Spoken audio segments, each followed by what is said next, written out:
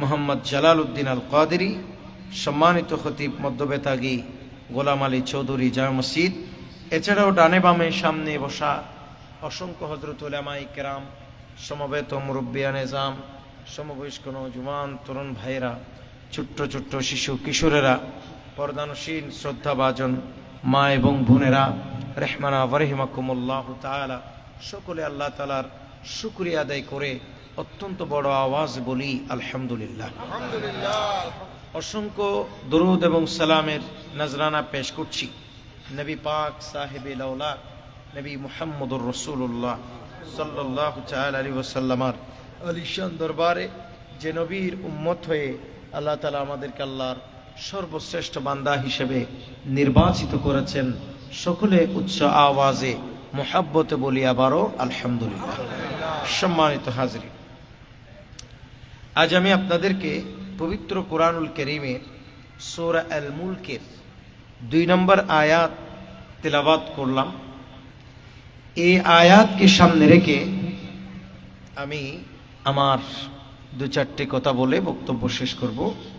আল্লাহ পাক সুবহানাহু ওয়া তাআলা আমাদেরকে অত্যন্ত ধৈর্য এবং ভালোবাসা নিয়ে বসে বয়ান এবং তাকরীর শুনে সেই মোতাবিক আমল করার তৌফিক দান করুন, আমিন। হাজির, আল্লাহ পাক সুবহানাহু ওয়া তাআলা কোরআনুল কারীমে বলেছেন, যেহেতু আমাকে মাহফিলের বিষয়বস্তু নির্ধারণ করে দেয়া হয়নি, বিষয় নির্ধারণ করে না দিলে আমার জন্য কথা বলতে একটু অসুবিধা, বিষয় ঠিক করে দিলে একটু সুবিধা।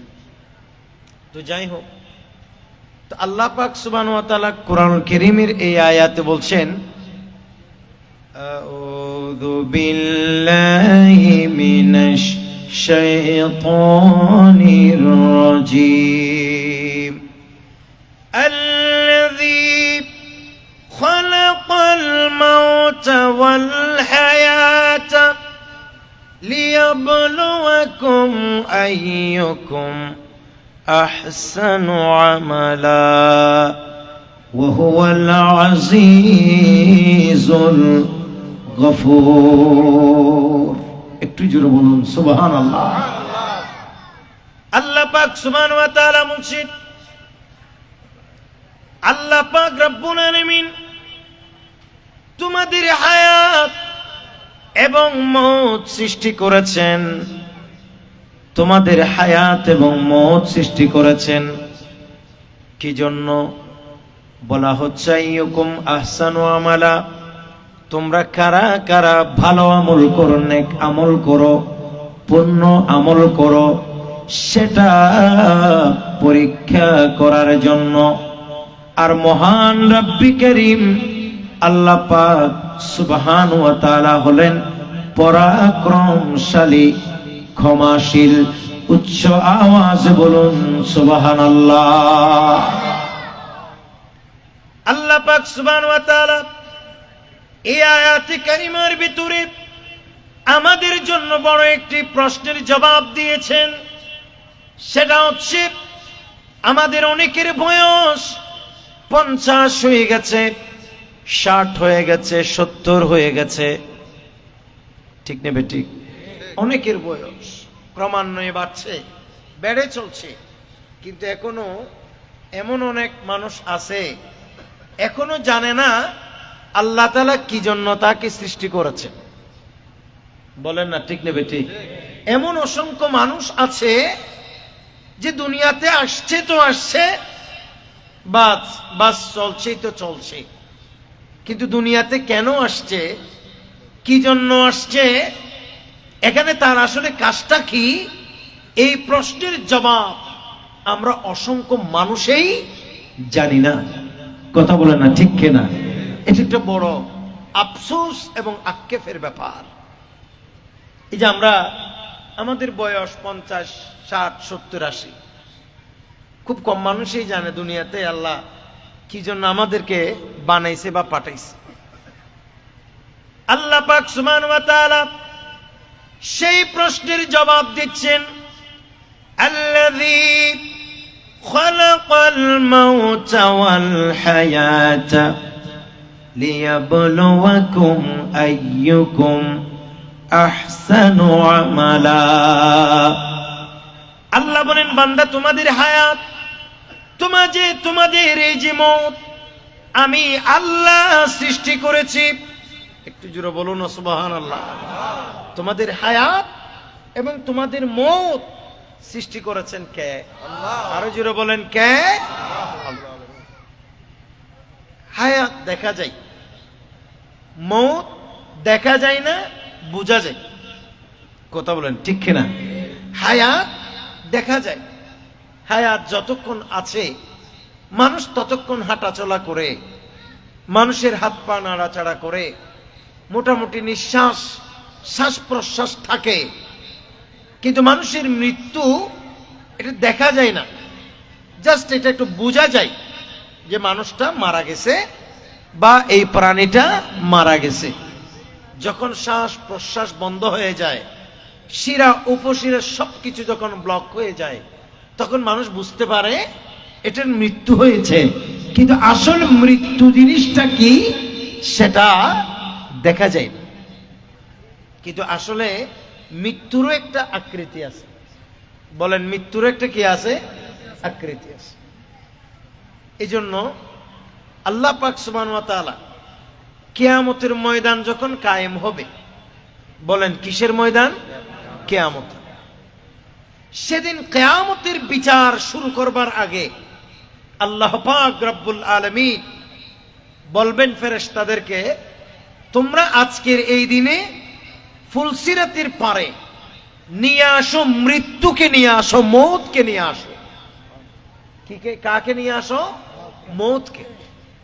তো মওতকে আনা হবে। তো মওত এটা কিরকম? এটা একেবারে প্রায় সব তাফসীরের কিতাবে আসছে। বলতেছে মওত এটার আকৃতি অনেকটা ছাগল কিংবা ভেড়ার মতো আকৃতি। মৃত্যু এটা যেটা আমরা দেখি না, সেই মৃত্যুর একটা আকৃতি ভেড়া কিংবা ছাগলের আকৃতি। ওই মৃত্যুকে আল্লাহর ফেরেশতারা ধরে ফুলসিরাতের পারে নিয়ে আসবে। আল্লাহর পক্ষ থেকে নির্দেশ দেয়া হবে, এই মৃত্যুকে তোমরা আজকের এই দিনে আমি আল্লাহর নির্দেশে জবে করে দাও। আল্লাহর ফেরেশতা আজরাইল আলাইহিস সালাতু ওয়াস সালাম সেদিন নিজের হাতে মৃত্যুকে জবে করে দিবে। আল্লাহ বলেন আজকের এই দিনে মৃত্যু শেষ হয়ে গেছে। তার মানে জাহান্নামে যাবেন যতই আযাব পান না কেন, জাহান্নামে যাবেন যতই শাস্তি পান না কেন, আপনার কোনোভাবে আর মৃত্যু হওয়ার সুযোগ নেই। কারণ মৃত্যুরও কি হয়ে গেছে? মৃত্যু হয়ে গেছে। বলে না মৃত্যুরও কি হয়ে গেছে? মৃত্যু হয়ে গেছে।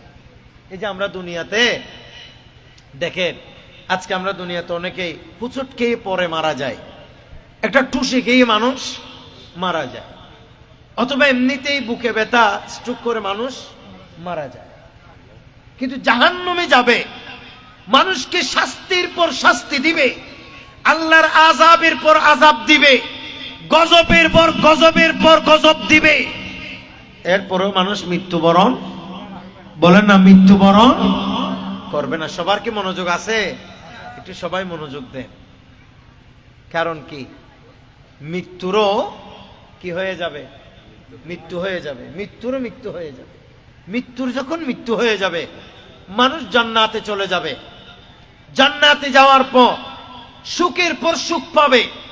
মানুষের জিন্দেগিতে দুঃখ বলতে, পেরেশানি বলতে আর থাকবে না। বছরের পর বছর যাবে, 1 বছর 2 বছর, 1000 বছর, লক্ষ বছর চলে যাবে, কোটি কোটি বছর চলে যাবে, জান্নাতে ওই বান্দার আর মৃত্যু হবে না। কারণ মৃত্যু যেটাকে আল্লাহ সৃষ্টি করেছিল সেটাকে সাময়িক সময়ের জন্য আল্লাহ তাআলা সৃষ্টি করেছেন, সেটার মৃত্যু ঘটে যাবে, সেটার মৃত্যু হয়ে যাবে। একটু জোরে বলুন সুবহানাল্লাহ। মওতের মওত হয়ে যাবে। এই যে মানুষের হায়াত, এই যে মানুষের মওত, এটা সৃষ্টি করেছেন কেন? কে? আল্লাহ। কেন সৃষ্টি করেছেন? আল্লাহ তাআলা বলছেন যে তোমরা কারা নেক আমল করো, এটা পরীক্ষা করার জন্য। বল না কি করার জন্য? পরীক্ষা। তার মানে এই যে আমাদের এই দুনিয়া, মনে করেন এটা একটা আমাদের জন্য পরীক্ষার কেন্দ্র। সুবহানাল্লাহ বলবেন না আপনারা? এটা একটা পরীক্ষার কেন্দ্র। এই যে আমাদের অনেক যুবকেরা মেট্রিক পরীক্ষা দিচ্ছে, অনেকে ইন্টার পরীক্ষা দিচ্ছে বা বিভিন্ন পরীক্ষায় অংশগ্রহণ করছে। পরীক্ষার হলে গেছে কোনো মানুষ, তাকে তাকে কলমও দেয়া হয়েছে, খাতাও দেয়া হয়েছে, তারপর প্রশ্নও দেয়া হয়েছে। এখন তার কাজ হচ্ছে প্রশ্ন পড়ে পড়ে উত্তর লেখা। সবাই বলেন ঠিক কিনা? তো উত্তরও সব জানা আছে, প্রশ্ন আপনার কাছে আছে, হাতে খাতাও আপনার সামনে আছে, কলমও আপনার হাতে আছে। এখন লেখা কিংবা না লেখার দায়িত্ব সম্পূর্ণ কার? আপনার নিজের। কাজেই কে এটা বলতে পারবেন না আমার তকদিরে ছিল এজন্য আমি জাহান্নামে চলে যাব, এটা বলার আর কোনো সুযোগ নাই। কারণ আল্লাহ তাআলা তো আপনাকে সব দিয়া দিছে, সব বইলা দিছে, আপনি এখানে কি করবেন না করবেন। প্রিয় ভাইয়ের আমার, নবী করিম সাল্লাল্লাহু তাআলা আলাইহি ওয়াসাল্লাম বলেছেন, বলে আদ-দুনিয়াউ, আমার নবী বলেন আদ-দুনিয়াউ মাজরাতুল আখিরাহ, বলে বান্দারা এই দুনিয়া এটা হচ্ছে একটা আখিরাতের জন্য শস্য ক্ষেত স্বরূপ। এই দুনিয়া এটা হচ্ছে হাদিসের পরিভাষায় আখিরাতের শস্য ক্ষেত। যারা এখানে ক্ষেত করবে তাদের ফল ভালো হবে, আর যারা ক্ষেত করবে না তাদের ওই জমি নিষ্ক্রিয় পড়ে রইবে। ঠিক সেভাবে আল্লাহ পাক সুবহানাহু ওয়া তাআলা কুরআনুল কারীমের এই আয়াতে বলেছেন, বলে এই দুনিয়া এটা হলো মানুষের জন্য, সমগ্র মানব জাতির জন্য এটা একটা পরীক্ষার কেন্দ্র। এটা আমরা সকলে আল্লাহ তাআলার পরীক্ষা দিতে এসেছি। উচ্চ আওয়াজ বলুন সুবহানাল্লাহ। তার মানে এখানে আপনি যে দুনিয়াতে এসেছেন, আমরা যে আসছি শুধু যে বিল্ডিং করব, টাকা পয়সা কামাই ব্যাংক ব্যালেন্স করব, এটা কিন্তু আসল উদ্দেশ্য বলেন না, এটা আসল উদ্দেশ্য নয়। আসল উদ্দেশ্যই হচ্ছে আল্লাহ তাআলাকে রাজি করা, আল্লাহকে খুশি করা, আল্লাহর সন্তুষ্টির জন্য কাজ করা। এই জন্য এই দুনিয়াতে আসছেন, এটা আমাদেরকে ভুলে গেলে চলবে না। এটা হচ্ছে আমাদের জন্য পরীক্ষার কেন্দ্র। একটু জোরে বলুন না সুবহানাল্লাহ। যারা এই কথা বুঝতে পারছে তাদের পরকাল সুন্দর, যারা এটা বুঝতে পারে নাই তারা তাদের জীবনটাকে বরবাদ করে দিয়েছে। এটা একটা পরীক্ষা, গোটা দুনিয়াটাই পরীক্ষা। প্রিয় ভাইয়েরা আমার, মনে রাখা দরকার পৃথিবীর মাঝে একজন আল্লাহর বান্দার জন্য সমস্ত পরীক্ষা তো রয়েছে। যে বিষয়টা নিয়ে সব থেকে বান্দা পরীক্ষার সম্মুখীন হবে এটা হলো বান্দা নবী চিনে কিনা। একটু জোরে বলো না সুবহানাল্লাহ। কি চিনে কিনা? নবী চিনে কিনা। এটা হবে বান্দার একেবারে চূড়ান্ত এবং ফাইনাল পরীক্ষা। এই জন্য গোটা দুনিয়াটা তো পরীক্ষা।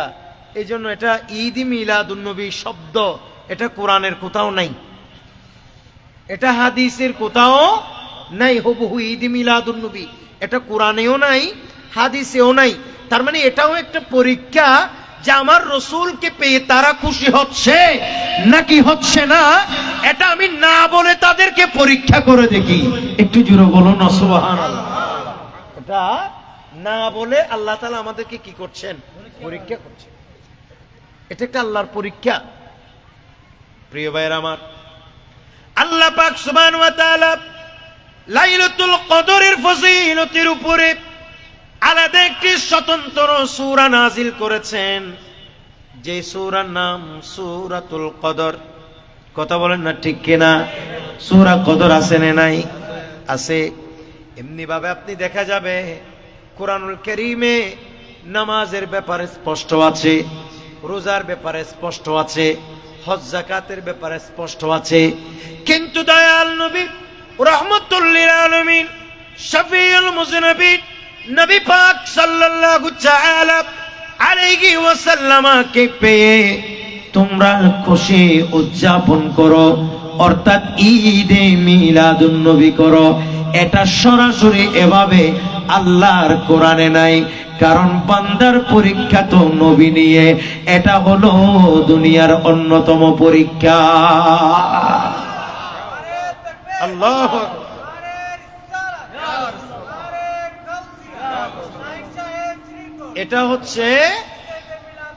এটা হচ্ছে বান্দার অন্যতম একটি দুনিয়ার পরীক্ষা। মাইক ফ্রেশ করে দাও। কি ফু ফু করে নাই নকইতে নইতে লাগবে,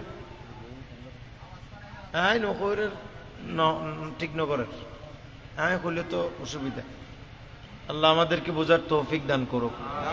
একটু সুন্দর করে মাহফিল করলে ই সন মন ইন মাহফিল আল্লাহ ইনতে নাত পরে বুঝিতার আল্লাহ আর যারা ওয়াজ করছে মিতার আল্লাহ মাইক দিবে আর হইলে কথা কই দে মানুষ নাত পরে বুঝিতার আল্লাহ সন বস আর আল্লাহ ন আর ইনত মাঝে কথা কন না যায় কথা একদিন হইলে 10 দিনও না ঘরত রেস্ট থাকুন করি দুর্বল হয়ে যাবে। তাই মানুষের কেন বুঝাইতাম প্রতিদিন রাতে এত অসা তাই আগামী তো মাহফিল করলে ওনারা দিবান দে মাইক আর নাত মাহফিল করলে দিবান দে সং কথা বুঝছো ইয়া কিছু বোঝা যান না এটা না কইদের আর কথা বোঝানো গেলে কথা নোয়াইব আর তো কথা বুঝাই দে মানুষ। আল্লাহ আমাদেরকে বোঝার তৌফিক দান করুন। আচ্ছা যাই হোক, একটু কষ্ট করেন, বুঝতে হবে। আপনারা বুঝলে আমি কথা বলতে পারবো ইনশাআল্লাহ। তো যে কথা বলছিলাম, এটা একটা আল্লাহ তাআলার পরীক্ষা। জোরে বলো না, দুনিয়াটা এটা আল্লাহ তাআলার পরীক্ষা। তো অনেকে আমাদেরকে প্রশ্ন করে, হুজুর নবীজির ঈদ মিলাদুন নবী যদি এত ফজিলত হয় তাহলে কোরআনের মাঝে ডাইরেক্ট নাই কেন? আমি বলি যে ঈদ মিলাদুন নবীর ফজিলত অনেক, কিন্তু কোরআনুল কারীমের নাই, মানে এটা আল্লাহ তাআলা একটা পরীক্ষা করতেছে। আমি আমার বান্দাদেরকে রাসূলুল্লাহকে পেয়ে খুশি হতে বলবো না, তবে আমার নবীকে পেয়ে কারা কারা খুশি হয়, কি কি খুশি হয় সেটা আমি মানুষকে দেখাবো। এখান থেকে শিক্ষা নিয়ে কারা কারা নবীর মিলাদে খুশি সেটা আমি তাদেরকে পরীক্ষা করে দেখবো। জোরে বলেন সুবহানাল্লাহ। এজন্য সবকিছু একটা জিনিস মনে রাখবেন, জায়েজের জন্য সবকিছু স্পষ্ট দলিল লাগে না, কিন্তু হারামের জন্য স্পষ্ট কি লাগে? দলিল লাগে। আপনারা কি আমার কথা বুঝতেছেন? যেমন নাকি শুকর খাওয়া, বলেন সবাই বলতে হবে, পেছনে বলেন সবাই বলেন, শুকর খাওয়া হারাম, মদ খাওয়া, কুকুর খাওয়া, এগুলি সব হয়তো কোরআনে আছে নয়তো হাদিসে আছে। কিন্তু ইলিশ মাছ খাওয়া জায়েজ, এটা কি নাম ধরে এটা কি কোরআন হাদিসের কোথাও আছে? বলেন আছে? এই যে আপনারা রুই মাছ খান, রুই মাছ কোরআনের হাদিসের কোন জায়গায় এ কথা আছে রুই মাছ খাওয়া জায়েজ? বলেন আছে? কই মাছ খাওয়া জায়েজ? কোরআন হাদিস ইসমা কি আছে কোন জায়গায় স্পষ্ট নাম ধরে টাকি মাছ খাওয়া জায়েজ, কই মাছ খাওয়া জায়েজ, পুঁটি মাছ খাওয়া জায়েজ, বাইং মাছ খাওয়া জায়েজ, এগুলো কোথাও লেখা আছে? তার মানে কি? আচ্ছা কচু শাক খাওয়া জায়েজ না না জায়েজ? পৃথিবীর কোন সহি হাদিসে আছে? তার মানে কি বুঝলেন? জায়েজের জন্য দলিল লাগে না। সবাই বলে না, জায়েজের জন্য দলিল লাগে না, কিন্তু হারামের জন্য নসে কতই লাগে, একেবারে অথেন্টিক দলিল লাগে। হয়তো কোরআনের নয়তো হাদিসের সুস্পষ্ট দলিল ছাড়া কোন জিনিসকে কেউ হারাম বলার কোনো সুযোগ নাই। কথা বলেন ঠিক কিনা? মিলাদুন নবী হারাম, জশ্নে জুলুস হারাম, আল্লাহর ওলির উরুস করা হারাম, সব যদি হারাম হয় তো এগুলো দলিল কই? হারাম তো যা আছে সবগুলো তো দলিল আছে হারামের পক্ষে, কিন্তু এগুলো যে ঈদ মিলাদুন নবী হারাম এরকম কোরআনের হাদিসের কোন জায়গায় আছে? জশ্নে জুলুস করা হারাম, এগুলো কোরআন হাদিসের কোথাও আছে? অথচ আল্লাহর কোরআনে এই কথা আছে, তোমরা আমি আল্লাহর রহমত পেয়ে খুশি উদযাপন করো। তো রহমত মানে দয়াল নবী রহমতুল লিল আলামিন। একটু জোরে বলুন না সুবহানাল্লাহ। প্রিয় ভাইয়ের আমার, আল্লাহ পাক সুবহানাহু ওয়া তাআলা কুরআনুল কারীমে বলেছেন, আউযু বিল্লাহি মিনাশ শাইতানির রাজীম, কুল বিফাদলিল্লাহি ওয়া বিরহমাতিহি ফাবিযালিকা ফালইফরাহু। আল্লাহ বলেন, ইয়া রাসূলুল্লাহ, ইয়া হাবিবাল্লাহ, আপনি বলে দেন, হে আমার উম্মতেরা, তোমরা আল্লাহ তাআলার ফজল পেয়ে, আল্লাহ তাআলার রহমত পেয়ে খুশি উদযাপন করো। একটু জোরে বলেন না সুবহানাল্লাহ। আল্লাহর ফজল পেয়ে, আল্লাহর রহমত পেয়ে খুশি উদযাপন করতে বলেছেন কে? আরো জোরে বলেন কে? আল্লাহ। আল্লাহ বলেছেন তোমরা আল্লাহর ফজল পেয়ে, রহমত পেয়ে খুশি হও। তো আমরা নবী রহমত মানি দয়াল নবী রহমতুল লিল আলামিন, কারণ আল্লাহই বলেছেন, ওয়ামা আরসালনাকা ইল্লা রাহমাতাল লিল আলামিন। সুবহানাল্লাহ বলেন। নবী পাক সাল্লাল্লাহু তাআলা আলাইহি ওয়াসাল্লামের রহমত পেয়ে আমরা খুশি উদযাপন করছি, সেটির নাম হলো ঈদে মিলাদুন নবী। একটু জোরে বলুন না সুবহানাল্লাহ। সেটির নাম ঈদে, আজি ঈদে মিলাদুন নবীর মাহফিল চলতেছে, আজি ঈদে মিলাদুন নবীর মাহফিল, আনন্দ উল্লাসে সারা জগতে ভরেছে, আনন্দ উল্লাসে সারা জগতে ভরেছে, আজি ঈদ মিলাদুন নবীর মাহফিল চলতেছে। সালাতুন ইয়া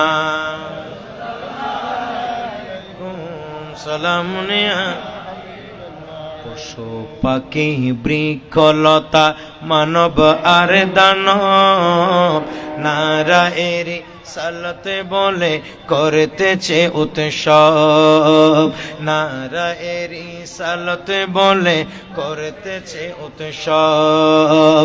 সেই উৎসবের দোলে না দোলায়, সেই উৎসবের দোলে না দোলায় নূরের বাতাসে, আজি ঈদ মিলাদুন নবীর মাহফিল চলতেছে।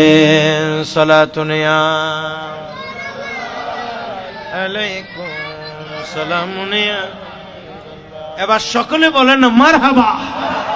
হাজিরিন, তাহলে আমি বললাম নবী করিম সাল্লাল্লাহু তাআলা আলাইহি ওয়াসাল্লামের মিলাদের কথা, এটা সরাসরি না থাকলেও কিন্তু আমার নবীর ব্যাপারে, আমার নবীকে পেয়ে যে খুশি হতে, এটা আল্লাহ পাক সুবহানাহু ওয়া তাআলা ইশারাই বলেছেন। এটাকে বলা হয় ইশারাতুন নস। একটু জোরে বলো না সুবহানাল্লাহ। এটা কি ওয়াজ করতাম মাহফিলেন, এটুকু মানুষই সাজানি গান সুন্দর ন মাহফিল গান জিনিস সুন্দর, এদিকেন সিয়াদ দিবা ওয়াজ করতে সিয়ারত বলে ভালো হইতে ফিসত দিতে আর নদেকের আই নদীকের এখন সিয়াদ দিবান বা আরো যারা ইতারে সিয়াদ দিবান নেক্সট গুললি কিলে ইন এখন কথা হইতে আর দাঁড়া তারা সিসিয়ে ফাড়ে যার ইন বো এল্লা স্টিক ইতারে বইতার ভিতরে লরিতারে সরিতারে আই তো না পারে অনার বন্ধু যে বুড়ো গি দেন অনারা বসছেন প্রথম পর পর লরিতারিবেন আই লরনি সিস্টেম নেই তো তোর লাই নেক্সট না এখন আর তখন চুল দিয়ে বলবো সিয়াদি বহুত লম্বা হন তো নেক্সট গল্লে ইল্লে সিয়াদি হুজুর আল্লাহ দিবান আর আল্লাহ আল্লাহ তাআলা আর কবুল করো। আর এনে উসল জায়গাত বই হতা হন সিয়ারত বই ইন সুন্নত নবী করিম সাল্লাল্লাহু তাআলা আলাইহি ওয়াসাল্লাম মিম্বরত আরোহণ করে হতা হইতাম উসল জায়গাতে এইবা বই।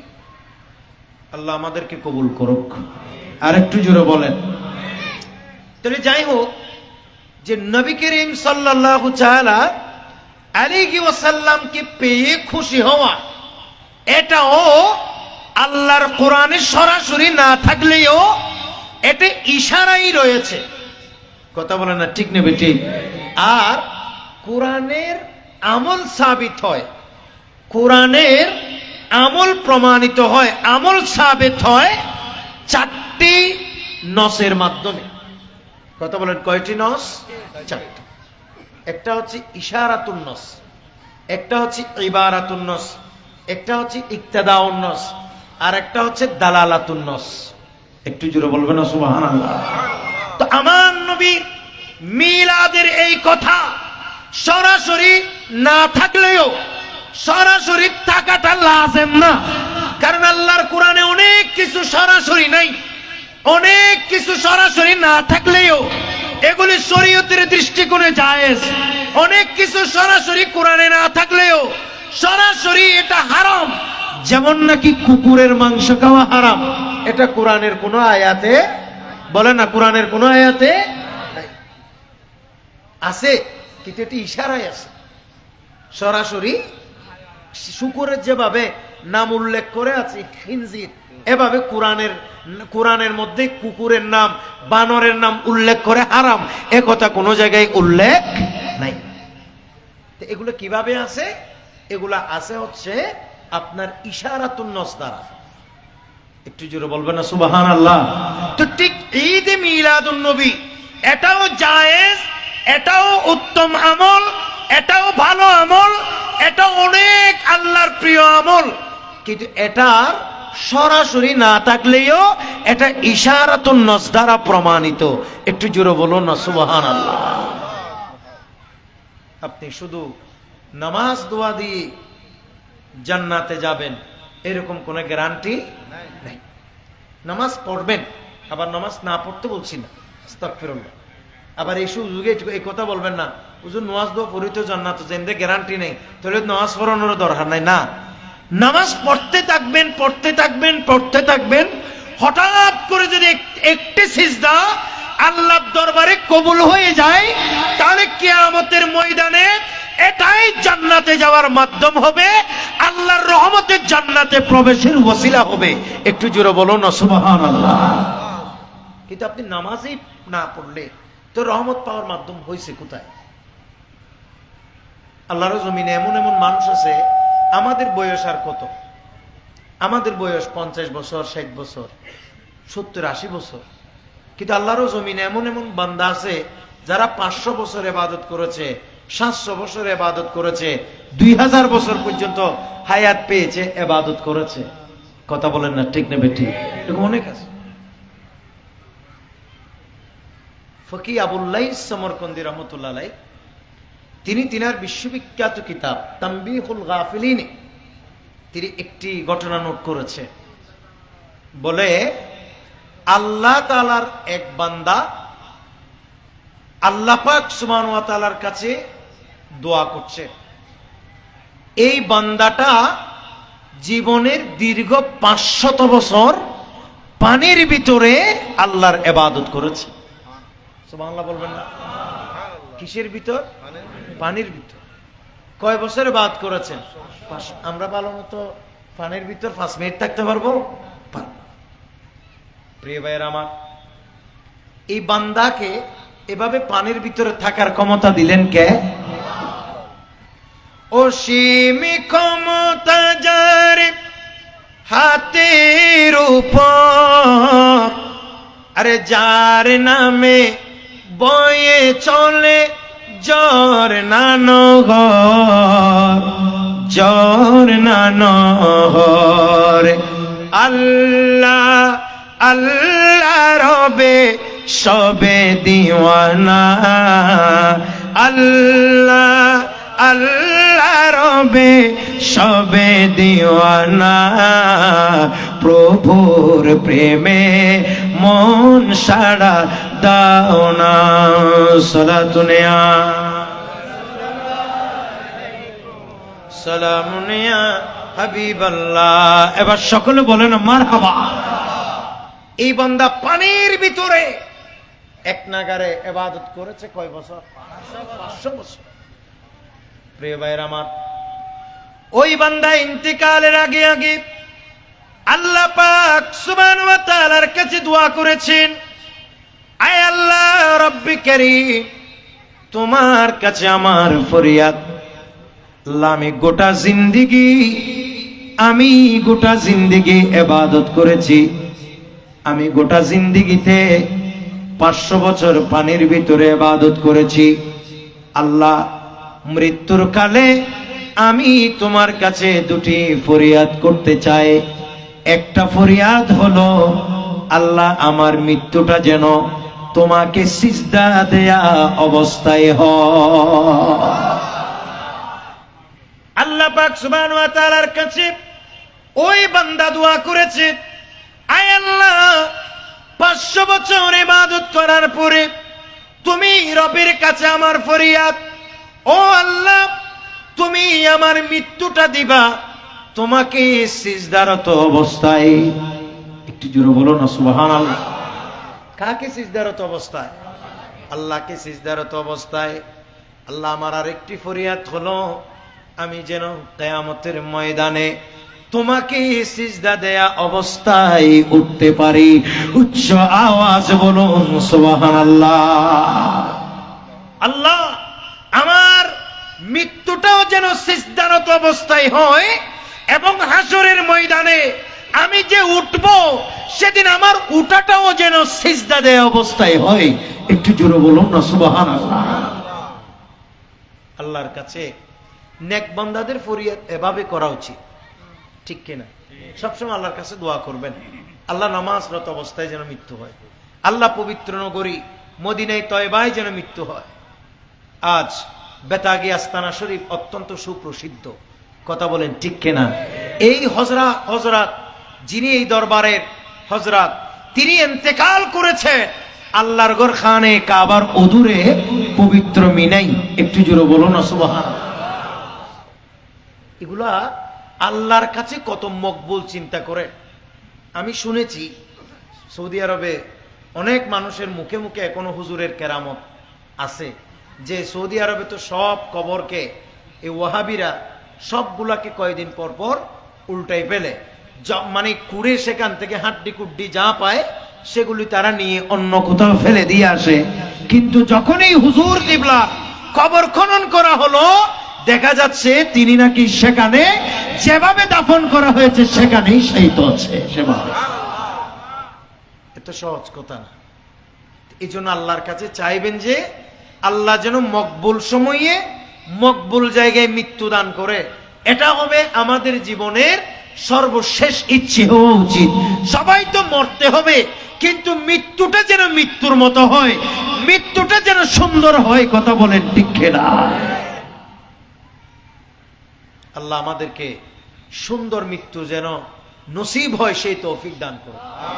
শেষ মরণটা মদিনাতে লিখে দিও কপালেতে, লিখে দিও কপালেতে। শেষ মরণটা মদিনাতে লিখে দিও কপালেতে, লিখে দিও কপালেতে।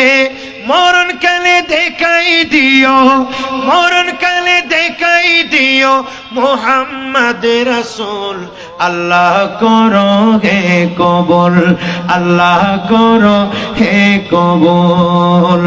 যার নাম রেখেছ নিজে মুহাম্মদ রাসূল, সে নামের উসিলাই দোয়া, সে নামের উসিলাই দোয়া করো হে কবুল, আল্লাহ করো হে কবুল। সালাতুন ইয়া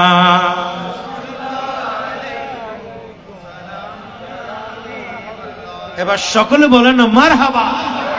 আমি যে কথা বলতে চাই, আল্লাহর ওই বান্দা ফরিয়াদ জানাই, আল্লাহ তুমি আমাকে আমার মৃত্যুটা দিবা কি অবস্থায়?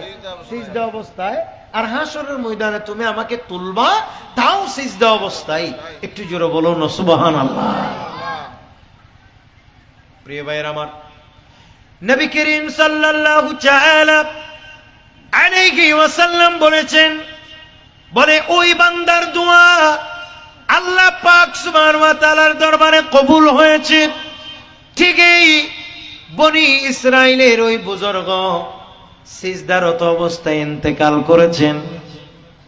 এমনকি হাসরের ময়দানে আল্লাহ ওই বান্দাকে সিজদারত অবস্থায় উঠার জন্য সুযোগ করে দিবেন।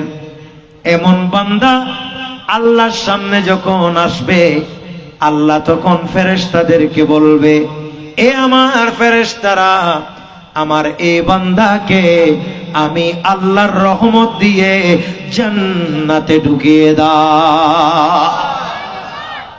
আল্লাহ বলবে, এ আমার ফেরেশতারা, আমার এই বান্দা জীবনের দীর্ঘ 500 বছর পানির ভিতরে ইবাদত করেছে, এই বান্দা সিজদারত অবস্থায় মারা গেছে, সিজদারত অবস্থায় হাসরের ময়দানে উঠেছে। তোমরা এই বান্দাকে ধরে আমি আল্লাহর রহমত দিয়ে সোজা জান্নাতে ঢুকিয়ে দাও। একটু জোরে বলুন সুবহানাল্লাহ। কি দিয়ে? কি দিয়ে? রহমত। জোরে বলেন না, কি দিয়ে? এই বান্দাকে জান্নাতে ঢুকাই দিতে বলবেন আল্লাহ। কি দিয়ে? রহমত। নামাজ দিয়ে নয়, রোজা দিয়ে নয়, 500 বছরের ইবাদত দিয়ে নয়। আল্লাহ বলেন, আমি আল্লাহর রহমত দিয়ে এই বান্দাকে জান্নাতে প্রবেশ করো। একটু জোরে বলো।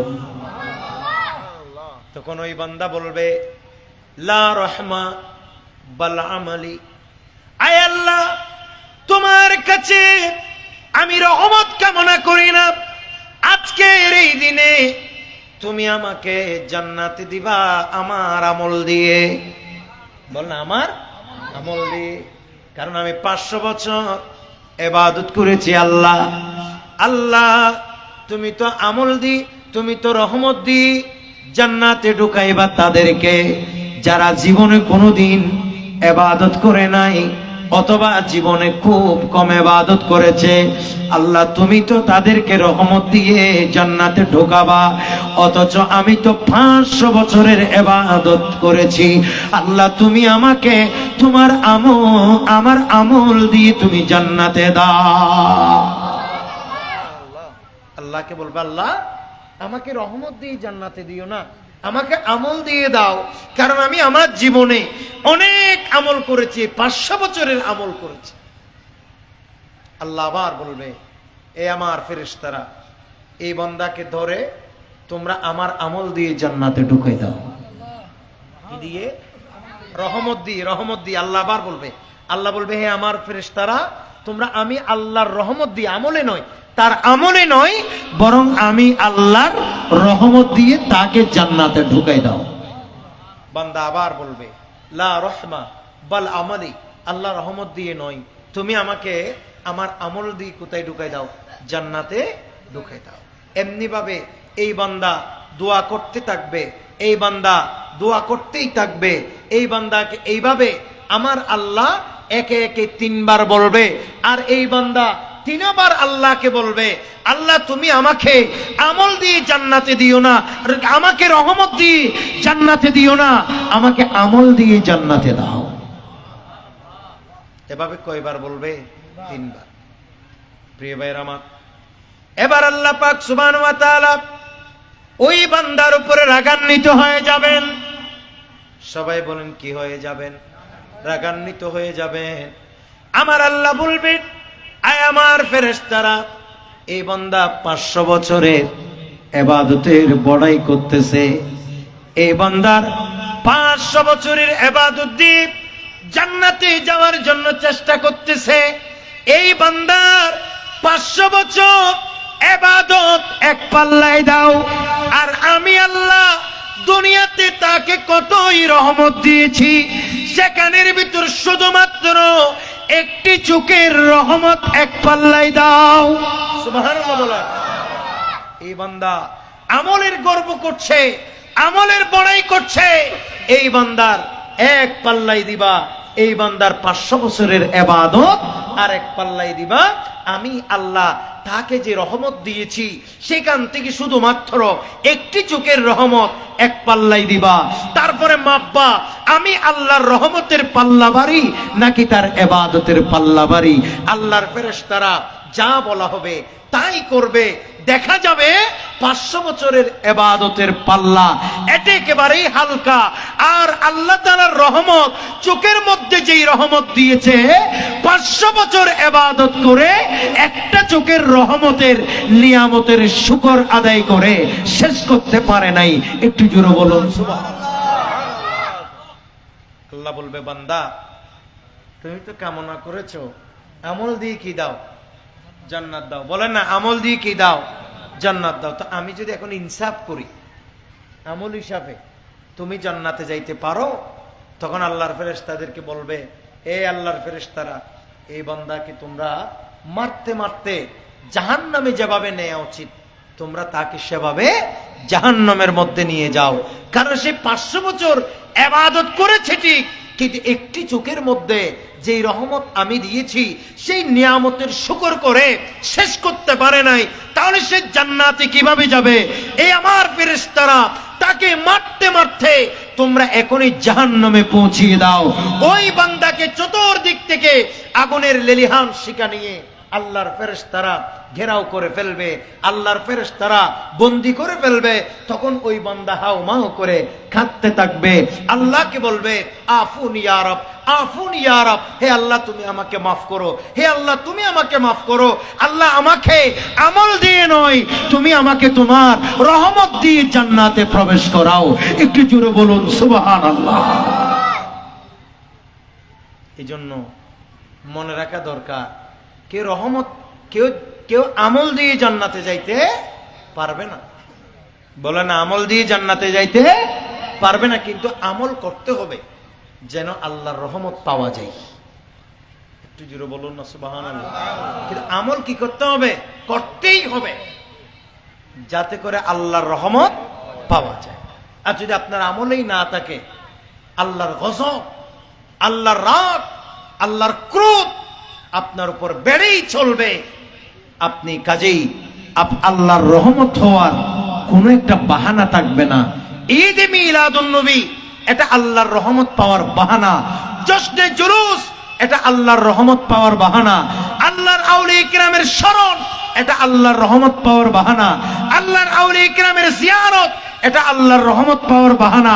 এমনি ভাবে আমাদের দৈনন্দিন জীবনে যত ইবাদত রিয়াজত আমরা যাই করছি, এগুলো প্রকৃত ইবাদত, আমাদের পক্ষে করা সম্ভব না, কিন্তু প্রত্যেকটা ইবাদত আল্লাহর রহমত পাওয়ার এক একটা ওসিলা, সেই নিয়তে করা। একটু জোরে বলুন সুবহানাল্লাহ। কথা বলেন না, ঠিক নেবে ঠিক। কিন্তু আজ আমাদের সমাজে অনেকে আমাদেরকে বলে, ঈদ মিলাদুন নবী কেন করো, লাইলাতুল বরাত কেন করো, কদরের নামাজ কেন পড়ো, ফাতিহা কেন করাও, জিয়ারত কেন করো, উরুস কেন করো। এভাবে আমাদের সমাজে আজ প্রতিনিয়ত এভাবে আমাদেরকে অনেকে প্রশ্ন উত্থাপন করে। কথা বলেন ঠিক কিনা? অথচ এগুলো সব আল্লাহর এক একটা রহমত পাওয়ার মাধ্যম বা বাহানা। একটু জোরে বলুন না সুবহানাল্লাহ।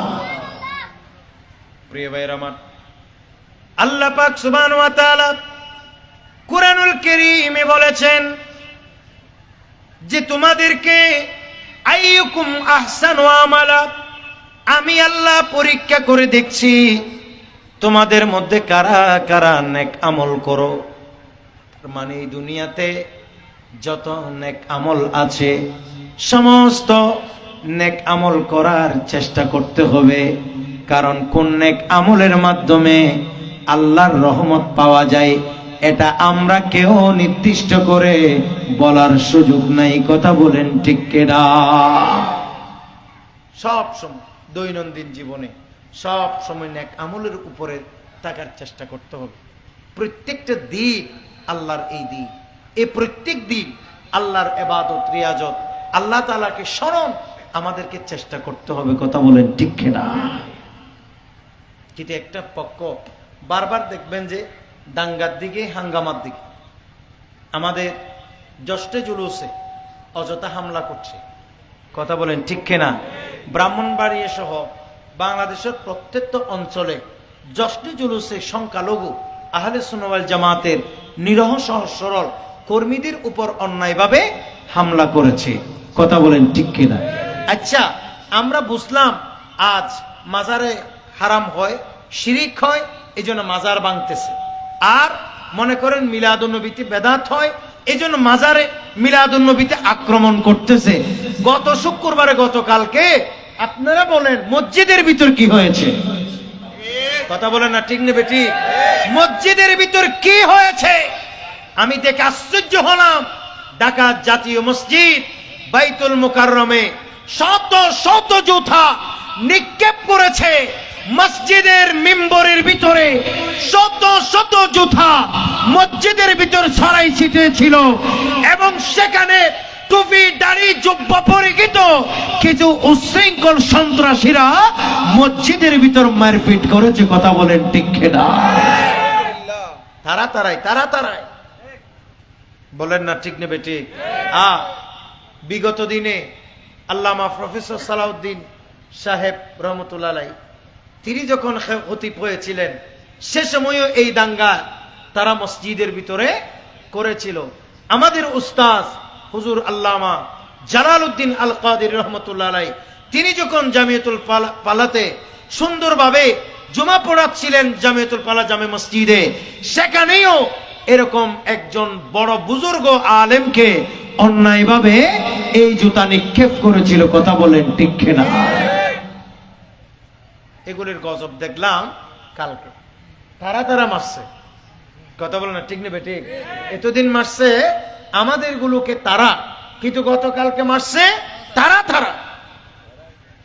চিন্তা করেন তারা কত বড় দাঙ্গাবাজ, কত বড় আপনার এই যে জশ্নে জুলুসে ঈদ মিলাদুন নবীর মতো এইরকম বরকত মণ্ডিত উরুসে, এইরকম বরকত মণ্ডিত মাহফিলে, এরকম বরকত মণ্ডিত জলসায়, এরকম বরকত মণ্ডিত অনুষ্ঠানে তারা অন্যায়ভাবে নিরহ মুসলমানের উপর আক্রমণ চালিয়েছে। কথা বলেন ঠিক কিনা?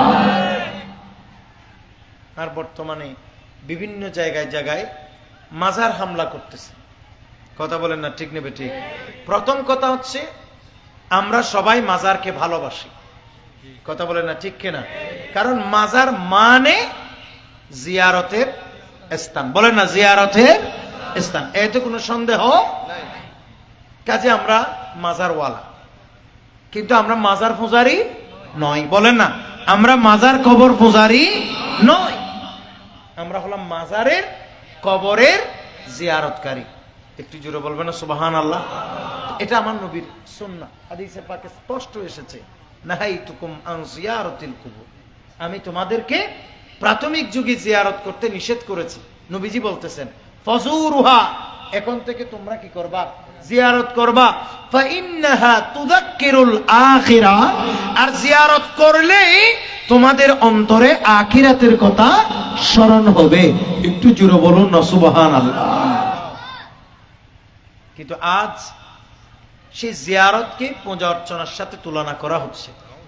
আমরা আগেও বলেছি, এখনো বলছি, কোরআন সুন্নাহর ফায়সালা হচ্ছে যারা জিয়ারতের মতো ইবাদতকে, যারা জিয়ারতের মতো সুন্নতে রাসূলকে যারা পূজার সাথে তুলনা করবে, বিধর্মীদের পূজা অর্চনার সাথে তুলনা করবে, তাদের ঈমান চলে যাবে, তারা কাফির হয়ে যাবে।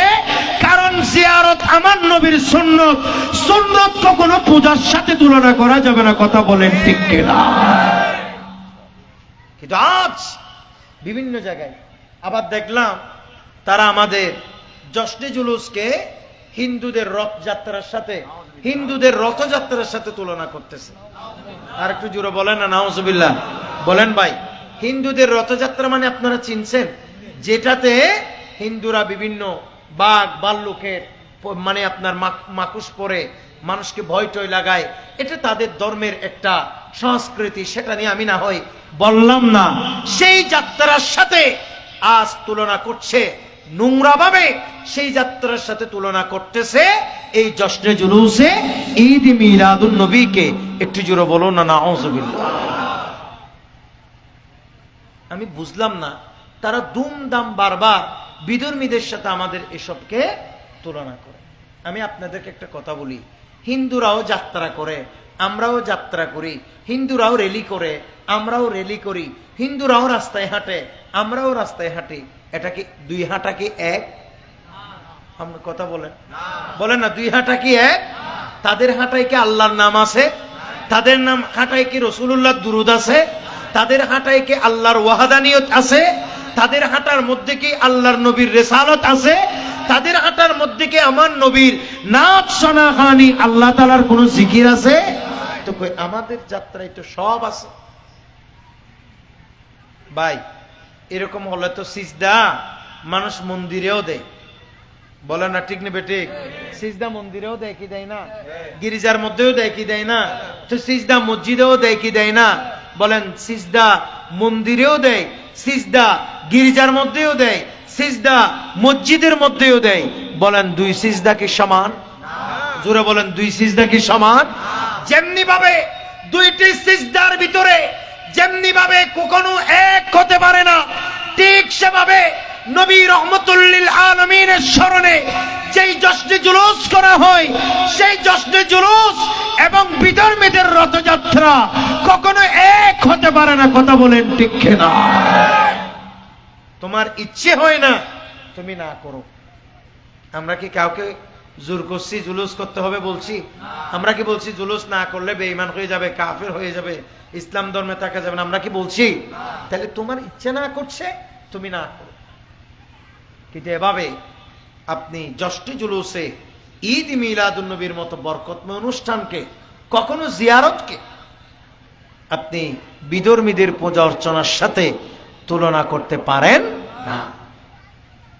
তো আমি যে কথা বলছিলাম, মাজারের জিয়ারত, এটা নবী করিম সাল্লাল্লাহু আলাইহি ওয়াসাল্লামের সুন্নত। বলেন না, নবীজির সুন্নত। এমনকি আমার নবী নিজেই প্রত্যেক বছরে ওই উহুদের ময়দানে গিয়ে নবী করিম সাল্লাল্লাহু আলাইহি ওয়াসাল্লাম শুহাদাই উহুদের জিয়ারত করে আসতেন। একটু জোরে বলুন না সুবহানাল্লাহ।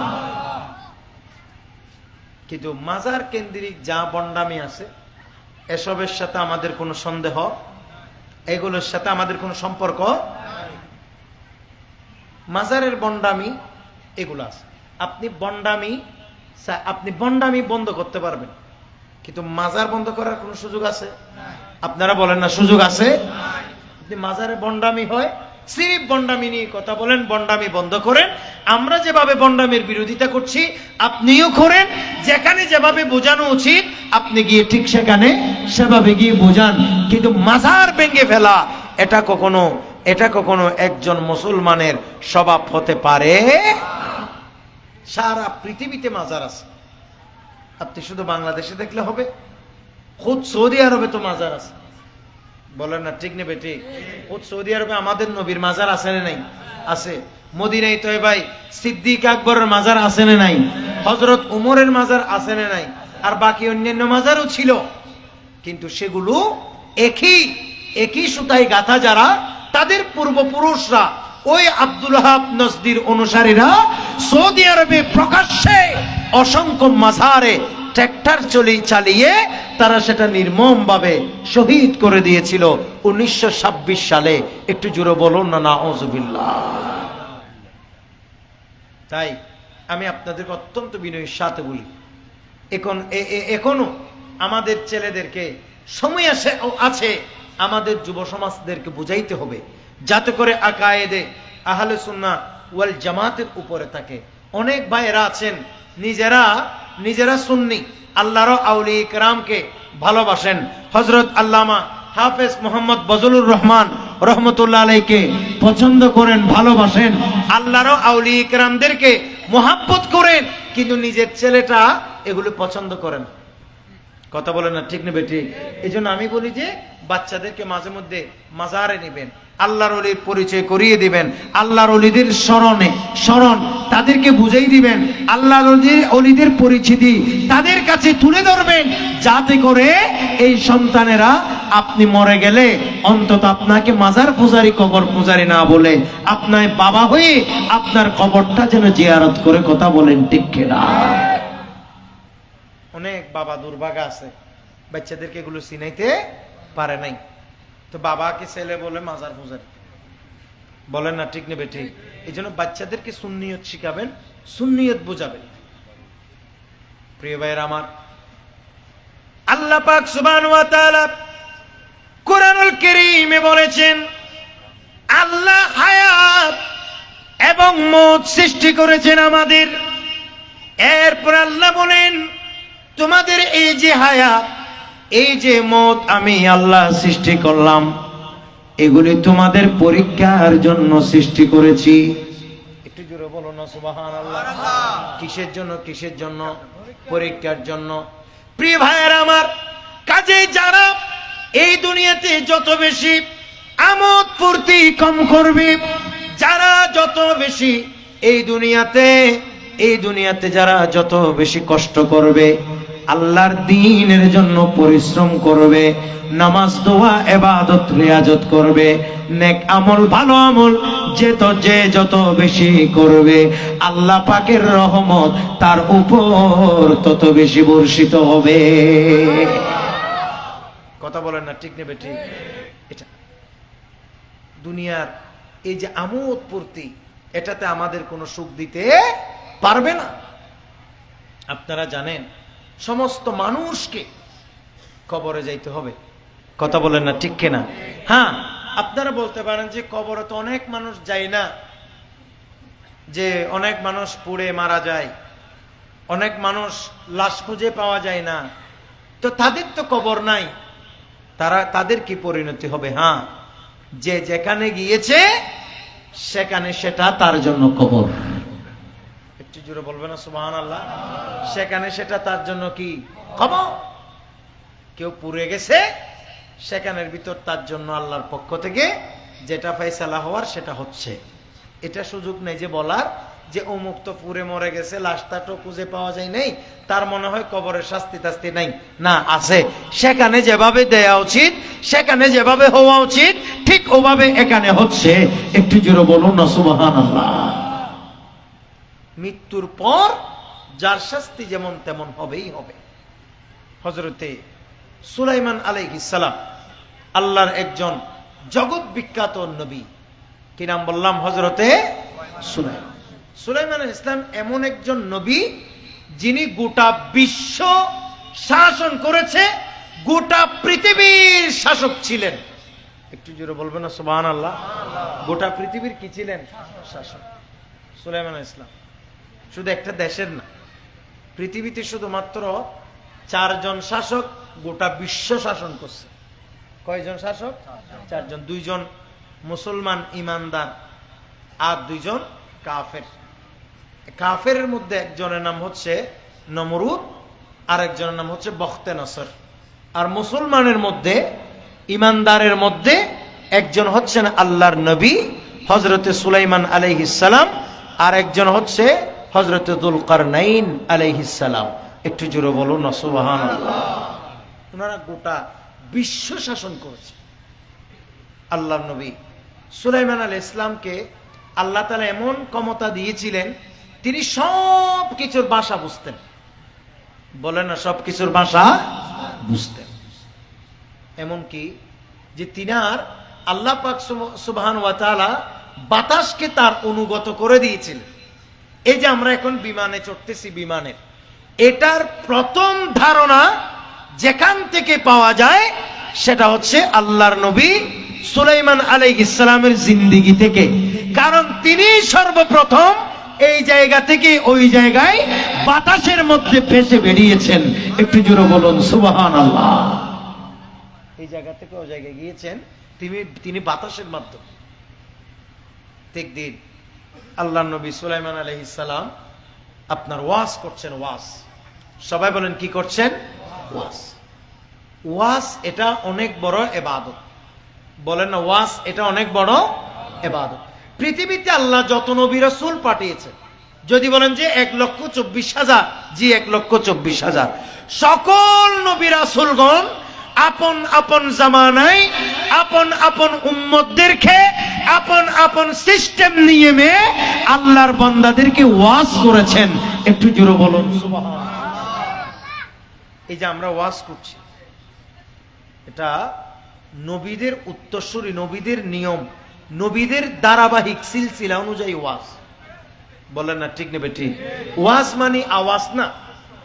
আজকাল আমরা ওয়াজের মধ্যে এসে ইচ্ছে মতো হাসতে না পারলে এটা বলি যে আমরা ওয়াজ জমে নাই। একটু জোরে বলেন না নাউজুবিল্লাহ। আসলে কিন্তু ওয়াজ জমাজমির কোনো কাজ নাই। ওয়াজ মানে ওয়াশ। ওয়াজ মানে কি? ওয়াশ। এই ভিতর ওয়াশ হয়ে যেতে হবে। আপনার মাহফিলে এসে যে কোনো একটা আকীদা, যে কোনো একটা আমল আপনি যাওয়ার সময় শিখে যেতে হবে। যদি আপনার ভিতরে বক্তব্য শুনে একটা পরিবর্তন আসে, সেটার নাম ওয়াজ। একটু জোরে বলুন না সুবহানাল্লাহ। কারণ ওয়াজের এক অর্থ হচ্ছে নসিহা বা উপদেশ। ওয়াজের অর্থ কি? উপদেশ। বলেন না কি? উপদেশ। আপনারা আজকে থেকে নামাজ পড়বেন, এটা একটা ওয়াজ। আপনারা আজকে থেকে সুদ খাবেন না, আপনি সুদ ছেড়ে দিচ্ছেন, এটা একটা ওয়াজ। একটু জোরে বলুন না সুবহানাল্লাহ। কিন্তু এখন আমরা ফেসবুক, ইউটিউবে বা বিভিন্ন জায়গায় দেখি এক এক বক্তার হাসির ওয়াজ, কমেডির ওয়াজ। মনে হয় যে এই ওয়াজের ময়দান এটা যেন একটা বিনোদনের কেন্দ্রবিন্দু। একটু জোরে বলেন না নাউজুবিল্লাহ। মানে এরকম। আর মানুষের সুতারাও চাই যে একা হাসে টাসে পারে দে, এই লোক গুজরেন নাউজুবিল্লাহ নহর। খবরদার। মানুষের হাসলে, আমার নবী এভাবে তো কখনো হাসতেন। হাসলে অনেকেই বলে হাসির মাধ্যমে আমি ভালো কথা ঢুকিয়ে দিচ্ছি। না, এটা আরেক দুঃখবাজ। অতিরিক্ত হাসির মাধ্যমে ভালো কথা ঢুকিয়ে দেয় মানে মদের মাধ্যমে মধু খাওয়ার সমান। একটু জোরে বলেন না নাউজুবিল্লাহ। মদের সাথে মিক্স করে মধু খাওয়া যেমন জায়েজ হবে না, ঠিক সেভাবে অতিরিক্ত অট্টহাসির মাধ্যমে ভালো কথা, কোরআন হাদিসের কথা বলে মানুষকে বোঝানো, সেটাও জায়েজ হবে না। কারণ আমার নবী বলেছেন অতিরিক্ত হাসির মাধ্যমে মানুষের কলব মরে যায়। কথা বলেন ঠিক না? এজন্য কখনো এটা মনে করবে না ওয়াজ মানি আওয়াজ না, ওয়াজ মানি নসিহত। একটু জোরে বলুন না সুবহানাল্লাহ। ওয়াজ মানে কি? নসিহত। আর ওয়াজের সময় গলা সুন্দর হতে হবে, বিষয়টা এরকম না। যদি কেউ ওয়াজ করে গলা সুন্দর না হয়, কোনো অসুবিধা নেই, কোরআন হাদিস থেকে বললেই হবে। সুবহানাল্লাহ বলে। আর যদি বলার সময় গলা সুন্দর হয়, কণ্ঠ ভালো হয়, এটাকে বলা হয় নূরুন আলা। একটু জোরে বলুন না সুবহানাল্লাহ। তো যাই হোক, আমি যে কথা বলছিলাম, আল্লাহর নবী সুলাইমান আলাইহিস সালাম সকল উম্মত, অনেক উম্মতদেরকে নিয়ে বসে ওয়াজ করছে। প্রিয় ভাইরা আমার, হঠাৎ করে মজলিস থেকে এক বান্দা দাঁড়িয়ে গেলেন। একজন আল্লাহর বান্দা দাঁড়িয়ে অভিযোগ দিলেন, আয় আল্লাহর নবী সুলাইমান, আমি আপনার মজলিসে বসেছি, হুজুর আপনার একটু সহযোগিতা চাই। আল্লাহর নবী সুলাইমান বললেন, কি হয়েছে তোমার, বলো। বলে, হুজুর আমি যে বসলাম এই মজলিসে, হঠাৎ করে দেখতে পাচ্ছি এক আল্লাহর বান্দা আমার সামনে বড় বড় চোখ করে তাকাচ্ছে। হুজুর অনেক বড় বড় চোখ, এই বান্দাকে কেউ দেখতেছে না, দেখলে তো সবাই ভয়ে পালিয়ে যেত, শুধু আমি তাকে দেখতে পাচ্ছি।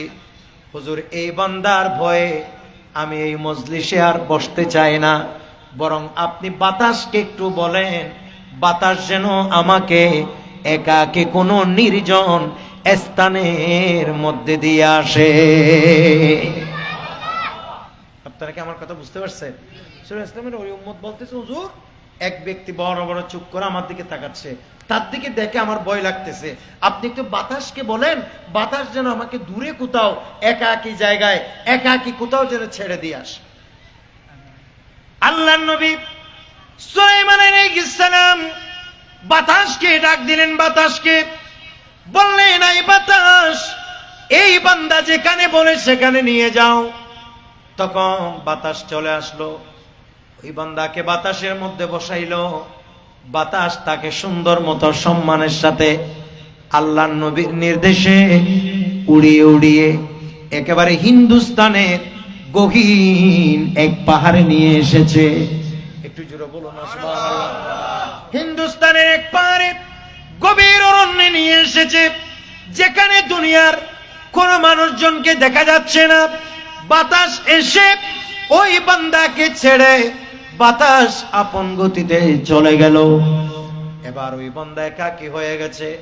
হঠাৎ করে দেখা যায় ওই বান্দা যে মানুষের ডরে, যে মানুষের ভয়ে মজলিস থেকে একাকী হিন্দুস্তানের পাহাড়ে চলে আসছে, দেখতে পাওয়া যায় ওই আল্লাহর বান্দা বড় বড় চোখ করে একইভাবে এই জায়গায়ও তার দিকে তাকাচ্ছে। দেখতেছে ওই যার ভয়। মানুষ বলে না, যেখানে বাঘের ভয় সেখানে সন্ধ্যা হয়, সেখানে রাত হয়। কথা বলে না, ঠিক নেবে ঠিক। এ মানুষের ডরে আয় গিয়ে দেড়ে হেললেগা ফার, কিন্তু আয় দেখে দে জীবের ডরাইছে ইবে আইবর আগে ইবে এর উপস্থিত। এখানে ডর করে সুবহানাল্লাহ হবে। এবার আল্লাহর এই বান্দা বড় বিস্মিত হয়ে গেছে, বলে হে আল্লাহর বান্দা, কে তুমি? কি তোমার পরিচয় বলো? কোথা থেকে তুমি আসছো? আর তুমি কে? সুলাইমানের মজলিসে আমাকে ডিস্টার্ব করেছো। সুলাইমান আলাইহিস সালামের মজলিস থেকে তোমার ভয়ে পালিয়ে আমি এই জায়গায় এসেছি, কিন্তু এখন তো দেখি তুমি এই জায়গায় উপস্থিত। তখন ওই আল্লাহর বান্দা বলে আসলে আমি কোনো দুনিয়ার অন্য কোনো মানুষ নয়, আমি হলাম আল্লাহর ফেরেশতা আজরাইল। আমি হলাম আল্লাহর ফেরেশতা আজরাইল আলাইহিস সালাম। আমি হলাম আল্লাহর ফেরেশতা মালাকুল মউত।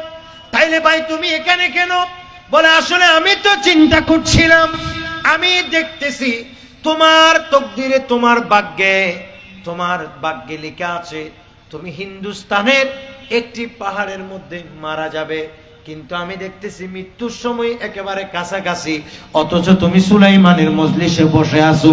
আমি আশ্চর্য হয়ে তোমার দিকে তাকাচ্ছিলাম, দেখি ঠিক সময়ে তুমি ঠিক জায়গায় চলে এসেছো। উচ্চ আওয়াজে বলুন সুবহানাল্লাহ। আর যেখানে হবে মৃত্যু, মানুষ অটোমেটিক সেখানে চলে যাবে। দুইটা জিনিসকে মানুষে ডেকে ওই জায়গায় নিয়ে যাবে। একটা হচ্ছে রিজিক, আর একটা হচ্ছে মওত। মওত যেখানে আছে সেখানে আপনাকে ডেকে নিয়ে যাবে, রিজিক যেখানে আছে সেখানে আপনি অটোমেটিক যাবেন। ঘরে অনেক সুন্দর রান্না বান্না করছে স্ত্রী, আপনি বলছেন একটু দোকানে আসি, দোকানে গেছেন, বন্ধু একটা পাইছে, বললেন যে দোস্ত অনেক দিন ধরে খাই না, চলো তোমার সাথে আজকে আমি একসাথে বসে আমরা হোটেলে গিয়ে খাবো, চলো আমরা পাহাড়তলি চলে যাই। সে বলবে দোস্ত ঘরের মধ্যে রান্না রেডি, স্ত্রী আমাকে বকা দেবে, বলে এত কিছু শুনি না, আজকে তোমার সাথে আমার যাইতেই হবে। গিয়ে দেখা যায় এত সুন্দর সুন্দর রান্না বাজারে নিজের হাতে করছেন, রাতেও খাওয়ার সুযোগ হয়তো থাকবে না, কিন্তু দুপুরে গিয়ে ওই জায়গায় খেয়ে আসছেন। ওই যে আপনি গিয়েছেন সেটা আপনি জান নাই, রিজিক আপনাকে ডেকে নিয়েছে। একটু জোরে বলুন সুবহানাল্লাহ। এরকম মানুষের মৃত্যু, বলেন এরকম মানুষের মৃত্যু যেখানে সেখানে আপনাকে নিয়ে যাবে। আল্লাহ পাক সুবহানাহু ওয়া তাআলা বলছেন আইনামা তাকুনু ইউদরিকুমুল মাউত ওয়ালাউ কুনতুম ফি বুরুজিম মুশাইয়াদা। বলে তুমি যদি একেবারে চতুর্দিকে বেষ্টনী দিয়ে একটি প্রাচীরের ভিতরে যদিও লুকিয়ে থাকো, মৃত্যু তোমাকে ঠিক ওই জায়গা থেকে খুঁজে বের করবে। একটু জোরে বলো না সুবহানাল্লাহ। মৃত্যু এরকম। এজন্য এই মৃত্যু সৃষ্টি করেছেন কে? জোরে বলেন না কে? আর এই মৃত্যুটাকে আপনার আমার আলিঙ্গন করতে হবে, জীবনটাকে ঠিক সেভাবে গঠন করতে হবে। প্রিয় ভাইয়ের আমার, ওই আল্লাহর বান্দা বলে, সবার মনোযোগ আছে? ওই আল্লাহর বান্দা বলে, এই আল্লাহর ফেরেশতা আজরাইল কি শুনাইলে তুমি আমারে? আমি যদি এখানে মরে যাই আমার তো কোনো কবর হবে না। কবর, সবাই বলে আমার কোনো কি হবে না, কবর হবে না, আমি এই জায়গা থেকে আসছি। তখন আল্লাহর ফেরেশতা আজরাইল বলে, বান্দা তোমার তকদিরের মধ্যে কোনো কবর নাই। আমি দেখেছি তোমার তকদিরে লেখা আছে তোমার এই লাশের স্থান হবে একটা বাঘের পেটের ভিতরে। কোথায়? বাঘের পেটে। তার মানে তোমাকে একটা বাঘ খেয়ে ফেলবে। বাঘ খাওয়ার মাধ্যমে তোমার মৃত্যু হবে, তোমার মৃত্যুটা এখানেই হবে, তোমার তকদিরে এভাবেই লেখা আছে। তখন আল্লাহর এই বান্দা বলে হাওমা করে কাঁদতে শুরু করেছে। আল্লাহর ফেরেশতা আজরাইল মালাকুল মউত তারে সান্ত্বনা দিয়ে বলে, ও আল্লাহর বান্দা, মন খারাপ করিও না, তোমার হাওমাও করে টেনশন করার কোনো কারণ নাই। যদি তোমার ঈমান ঠিক থাকে, যদি তোমার আমল ঠিক থাকে, তাইলে তোমাকে কোনো টেনশন করতে হবে না। যেখানেই যাবে সেটা যদি বাঘের পেটও হয়, বাঘের পেটটা তোমার জন্য আল্লাহ জান্নাতের বাগান বানিয়ে দেবে। কাটায়াছো জিন্দেগি, কি করেছো বন্দেগি, হিসাব হবে একদিন মৃত্যুর পরে, অন্ধকারে কবরে রাখবে যেই দিন, সেই কবরে জ্বলবে বাতি, থাকিবে না ভয়ভীতি, সেই কবরে জ্বলবে বাতি, তাকিবে না ভয়ভীতি। হও যদি দয়াল নবীর আশিকে আশিকিন, কাটায়াছো জিন্দেগি, কি করেছো বন্দেগি, হিসাব হবে একদিনে। সালাতুনে সালামুনে হাবিবাল্লাহ। এবার সকলে বলেন না মারহাবা। প্রিয় ভাইয়েরা আমার, মত যেখানেই হোক, কবর আপনার তকদিরে থাকলে হবে, না থাকলে হবে না। কথা বলে না, ঠিক নেবে ঠিক? কারণ আমাদের অনেক ভাইয়েরা আছে, অনেক ভাইয়েরা ওই দিন কিছুদিন আগে ঢাকাতে এক হোটেলের মধ্যে আগুন ধরে সমস্ত মানুষেরা অনেক মানুষেরা মারা গেছে। কথা বলে না, ঠিক নেবে ঠিক? অনেক মানুষ হোটেলে গিয়েছে, ওখানে উনার যাওয়ার কথা ছিল না, কিন্তু রুটিনের বাইরে উনি ওই জায়গায় গিয়েছে। এমন ভাবে মানুষ সেখানে মৃত্যুবরণ করেছে, অনেকের লাশ চেনা যায় নাই, খুঁজেও পাওয়া যায় নাই। বলেন না, ঠিক নেবে ঠিক? অনেকের লাশ পাওয়া যায় নাই, অনেকে একেবারে চায়ের সাথে মিশে গেছে। চায়ের সাথে মিশে যান, পানির সাথে মিশে যান, মাটির সাথে মিশে যান, যেখানে লোহার সাথে মিশে যান, আগুনের সাথে মিশে যান, কোনো সমস্যা নাই। কিন্তু মনে রাখবেন, রূহ শরীর থেকে বের হওয়ার সাথে সাথে আল্লাহরও প্রশ্নের সম্মুখীন হবেন, পরীক্ষার সম্মুখীন হতে হবে। কথা বলেন ঠিক কিনা? আল্লাহর পরীক্ষার সম্মুখীন হতে হবে। মানুষের সব থেকে বড় পরীক্ষার প্রথম স্থান হচ্ছে মৃত্যুর পর কবর। একটু জোরে বলুন না সুবহানাল্লাহ। মানুষের সব থেকে বড় পরীক্ষার কেন্দ্র হচ্ছে কবর। একটু জোরে বলবেন না সুবহানাল্লাহ। এই কবর, এই জন্য নাসাই শরীফ সহ বিভিন্ন হাদিসের কিতাবে আসছে, সৈয়দনা উসমান যুন্নুরাইন রাদিয়াল্লাহু তাআলা আন যখন কোন কবর দেখতেন, কবর সবাই বলেন নাকি কবর, তখন ওনার দুই চোখ বেয়ে টপ টপ করে পানি পড়তো। সৈয়দনা উসমান যুন্নুরাইন রাদিয়াল্লাহু তাআলা আনের দাড়ি ভিজে সুবসুবে হয়ে যেত। একটু জোরে বলুন না সুবহানাল্লাহ। হযরত উসমানকে জিজ্ঞেস করা হয়েছে, হুজুর আপনি কবর দেখলে কেন কাঁদেন? হযরতে উসমান যুন্নুরাইন সেদিন জবাব দিয়েছে, বলে এই কবরটা হলো আখিরাতের প্রথম মঞ্জিল। যার কবর ভালো তার হাসর ভালো, যার হাসর ভালো তার বিচার ভালো, যার বিচার ভালো সে আল্লাহর জান্নাতি হয়ে যাবে। তার মানে যে মানুষ কবরের মধ্যে আটকে যাবে, সেই মানুষ হাসরের ময়দানে আটকে যাবে। যে মানুষ হাসরের ময়দানে আটকে যাবে, ওই মানুষ বাঁচার আর কোনো সুযোগ, বলেন না, বাঁচার আর কোনো সুযোগ নাই। আল্লাহর আযাব, আল্লাহর গজবে পতিত হবে। আল্লাহ আমাদেরকে বোঝার তৌফিক দান করুন। আর একটু জোরে বলতে হবে। এই জন্য ভাইরা, হযরত উসমান যুন্নুরাইন কবরের পারে গেলে কাঁদতেন। আর আমার নবীও বলেছেন, তুযাক্কিরুল আখিরা ফাজুরুহা তুযাক্কিরুল আখিরা। কবরের জিয়ারত করো, কবরের জিয়ারত করলে, কবরবাসীদের সাথে সাক্ষাৎ করলে তোমার অন্তরে পরকালের কথা স্মরণ হবে। একটু জোরে বলুন না সুবহানাল্লাহ। কই আমরা অধিকাংশ মানুষ কবরের পারে যাই, মোবাইলে কথা বলে। অনেক যুবকেরা কবরস্থানের পাশে যায়, ফেসবুক গুতাগুতি করে, কথা বলেন না, ঠিক নেবে ঠিক? অনেক যুবক ভাইয়েরা একেবারে তার নির্জন এরিয়া বেছে নেই কথা বলার জন্য কবরস্থান নমাতে, ঠিক নেবে ঠিক?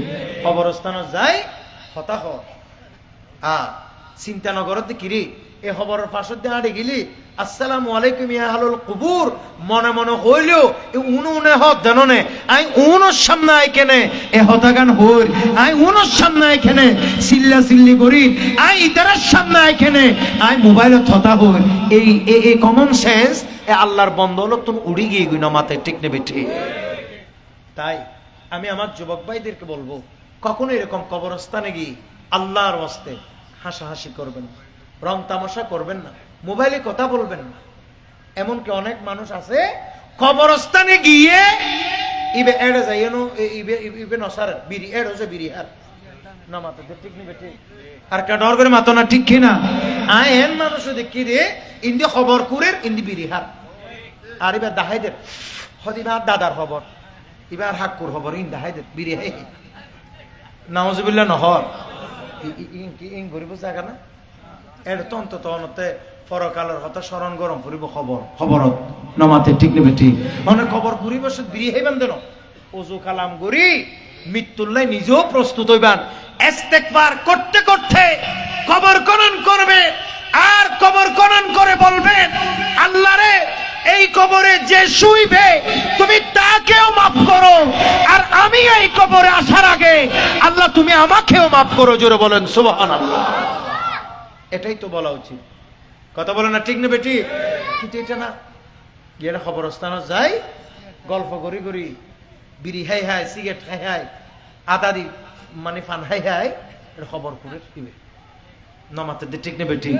খবর যেত অন্তত উগ্র খবর করতে 8 দিন নলাই ঘন্টা 2-1 ঘন্টা যতক্ষণ লাগে এত অনুমান অন্তত আল্লাহ জিকির করো না নমাতে, ঠিক নেবে ঠিক? আগের যুগে দেখা যাচ্ছে যে নেককার বান্দারা কবর করতেন এবং অনেক পুণ্যবান সালিহিন বান্দারা কবর খনন করার পর নিজেরা শুইতেন সেখানে। এমনকি আমার নবী নিজেও এরকম বেশ কয়েকটি কবরের মধ্যে নিজে শুয়েছেন। হযরত সাদ রাদিয়াল্লাহু তাআলা আনহুর কবরে গিয়ে আল্লাহর হাবিব পাক সাহেবুল আওলাদ নবী পাক সাল্লাল্লাহু তাআলা আলাইহি ওয়াসাল্লাম আগে নিজে শুয়েছেন। একটু জোরে বলুন না সুবহানাল্লাহ। কবর এটা আখিরাতের প্রথম মঞ্জিল। সহিহ বুখারীতে আসছে, আপনারা তো সবাই জানেন, শুনছেন, কবরের মধ্যে প্রশ্ন হবে কয়টা? 3টা।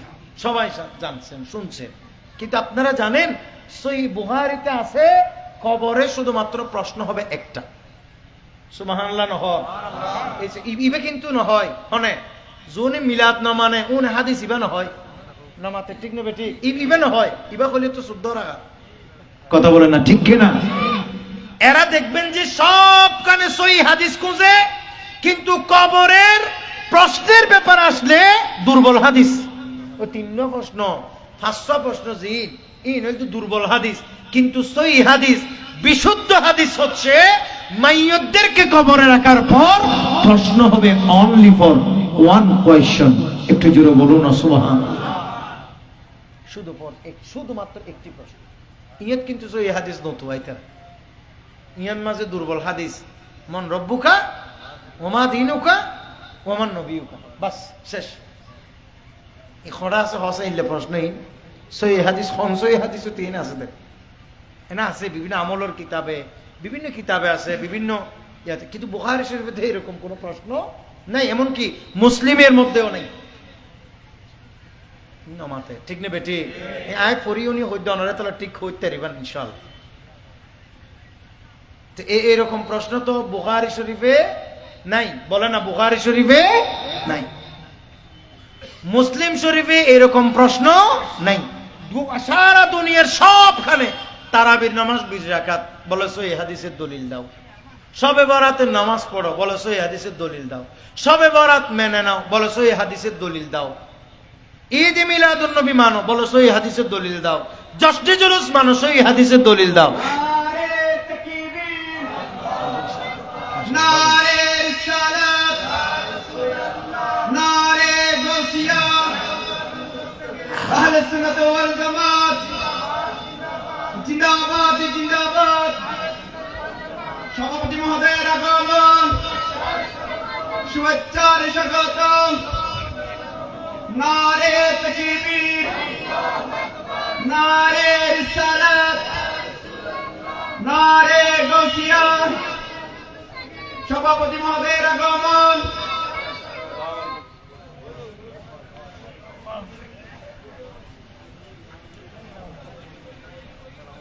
এবার সকলে বলেন মারহাবা। মাশাআল্লাহ, আলহামদুলিল্লাহ। আজকের মাহফিলের মুহতারাম সভাপতি পীর তরিকত হুজুর কিবলা আল্লাহ হযরতুল হাজ আল্লামা মোহাম্মদ গোলামুর রহমান আশরাফ শাহ মাদ্দাজিলুল আলী মঞ্চে তো শিব এনেছেন। সকলে বলেন আলহামদুলিল্লাহ। আল্লাহ পাক হুজুরের আগমনকে কবুল করুন। জাস্ট টাইমে, যে টাইমে হুজুরের আসা দরকার ঠিক সেই টাইমে আসছেন, বরং আরো আগে আসছেন। সকলে বলেন মারহাবা। আল্লাহ হুজুর সহ আমরা যারা এসেছি, আমাদের প্রত্যেকের আশা বসা রব্বে করিমের দরবারে কবুল করে নিক। জাস্ট এই কথাটা বলছি যে দুনিয়ার সব কানে সহি হাদিসের দলিল খোঁজে, কথা বলে না, ঠিক নেবে ঠিক। কিন্তু কবরের প্রশ্ন, যে তিনটা প্রশ্ন তারা আমাদেরকে শিখায় বা গোটা মানুষের মুখে মুখে করে দিছে, এগুলো আসলে সব এই খারেজিরা, ওয়াহাবিরা, নবীর দুশ্মনেরা এই প্রশ্নগুলো আমাকে মুখস্থ করিয়ে দিয়েছে। কিন্তু যেই প্রশ্নটা সেই বুখারীতে আছে, সেই প্রশ্ন অধিকাংশ মানুষই জানে না। 80 বছর বয়সে বললে তার কাছে মনে হয়েছে যেন জীবনের প্রথম শুনতেছে, কথা বলে না, ঠিক নেবে ঠিক। সেই প্রশ্ন কি? কবর একটা প্রশ্ন হবে। সবাই বলে না, কবরে কয়টা প্রশ্ন হবে? একটা। সেটা হচ্ছে আল্লাহ পাক সুবহানাহু ওয়া তাআলা যখন মাইয়তকে যখন আল্লাহর বান্দারা কবরের মধ্যে রেখে দিবে, আল্লাহর পক্ষ থেকে দুইজন ফেরেশতা আসবেন। একজনের নাম মুনকার আর একজনের নাম নকির, কথা বলেন না, ঠিক কিনা? হাদিসে পাকে এসেছে আসওয়াদান আজরাকান, তার মানে তাদের রং হবে কুচকুচে কালো এবং তাদের চক্ষু হবে নীলবর্ণ। তার মানে কুচকুচে কালের ভিতরে নীল চক্ষুওয়ালা, অর্থাৎ অসম্ভব রকমের ভয়ঙ্কর আকৃতি। এই ফেরেশতা হবে অসম্ভব রকমের ভয়ঙ্কর আকৃতি। কিন্তু এখানে আরেকটা মাসালা, হাকিমুল উম্মত মুফতি আহমদ ইয়ার খান নাইমি রহমতুল্লাহ আলাইহি এই হাদিসের ব্যাখ্যায় মেরাতুল মানাজির মধ্যে বলতেছে, বলে এই যে আজরে আসওয়াদান আজরে কানে বলা হয়েছে, এরকম ভয়ঙ্কর ভয়ঙ্কর চেহারা নিয়ে আল্লাহ তাআলা কোন ইমানদারের কবরের মধ্যে ফেরেশতাদেরকে পাঠাবেন না, বরং ইমানদারের কবরে যে দুইজন ফেরেশতা আসবেন তিনাদের নাম হবে, একজনের নাম বশীর আর একজনের নাম মুবাশশির। অর্থাৎ এই দুইজন ফেরেশতা এসে শুধুমাত্র মাইয়তকে জান্নাতের শুভ সংবাদ দেবে, শুধু শুভ সংবাদ দেবে। এমনি কিন্তু মুনকার নাকির বা বশীর মুবাশশির ওনারা তো আসবেন কবর মাইয়তকে সওয়াল জবাব করতে, কথা বলতে। কিন্তু এর আগে আর একজন ফেরেশতার কথা আছে। আল্লামা বদরুদ্দিন আইনিও বলেছেন, আল্লামা হযরতে ইমাম গাজ্জালিও বলেছেন, তিনার নাম হচ্ছে রোমান ফেরেশতা। তিনার কাজ কি? তিনার কাজ হচ্ছে যে রূহটা আল্লাহ মৃত্যুর মাধ্যমে যে রূহটা কবজ করেছে আজরাইল আলাইহিস সালাম, সেই রূহটা আল্লাহর ফেরেশতারা আসার আগে ওই মাইয়তের দেহে, মাইয়তের বডিতে আবার ফিরিয়ে দিবে। একটু জোরে বলুন না সুবহানাল্লাহ। ওই ফেরেশতার নাম রোমান। মুনকার নাকির ফেরেশতাগণ আসবেন যখন কবরে, সওয়ালে জবাব করবেন তারা বসাইয়া আমারে। তখন যিনি তাকবেন পাশে, তখন যিনি তাকবেন পাশে, সেই তো সাগে মদিনা এসেছি একা যাব একা, সঙ্গে কেহই যাবে না। এসেছি একা সঙ্গে কেহই যাবে না। সালাতুনিয়া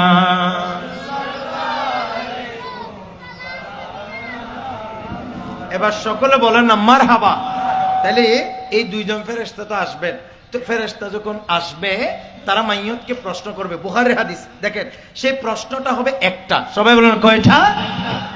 প্রশ্নটা হবে এভাবে, ওই ফেরেশতারা মাইয়তকে বলবে, মা কুনতা তাকুলু ফি হাদার রাজুল। একটু জোরে বলো না সুবহানাল্লাহ।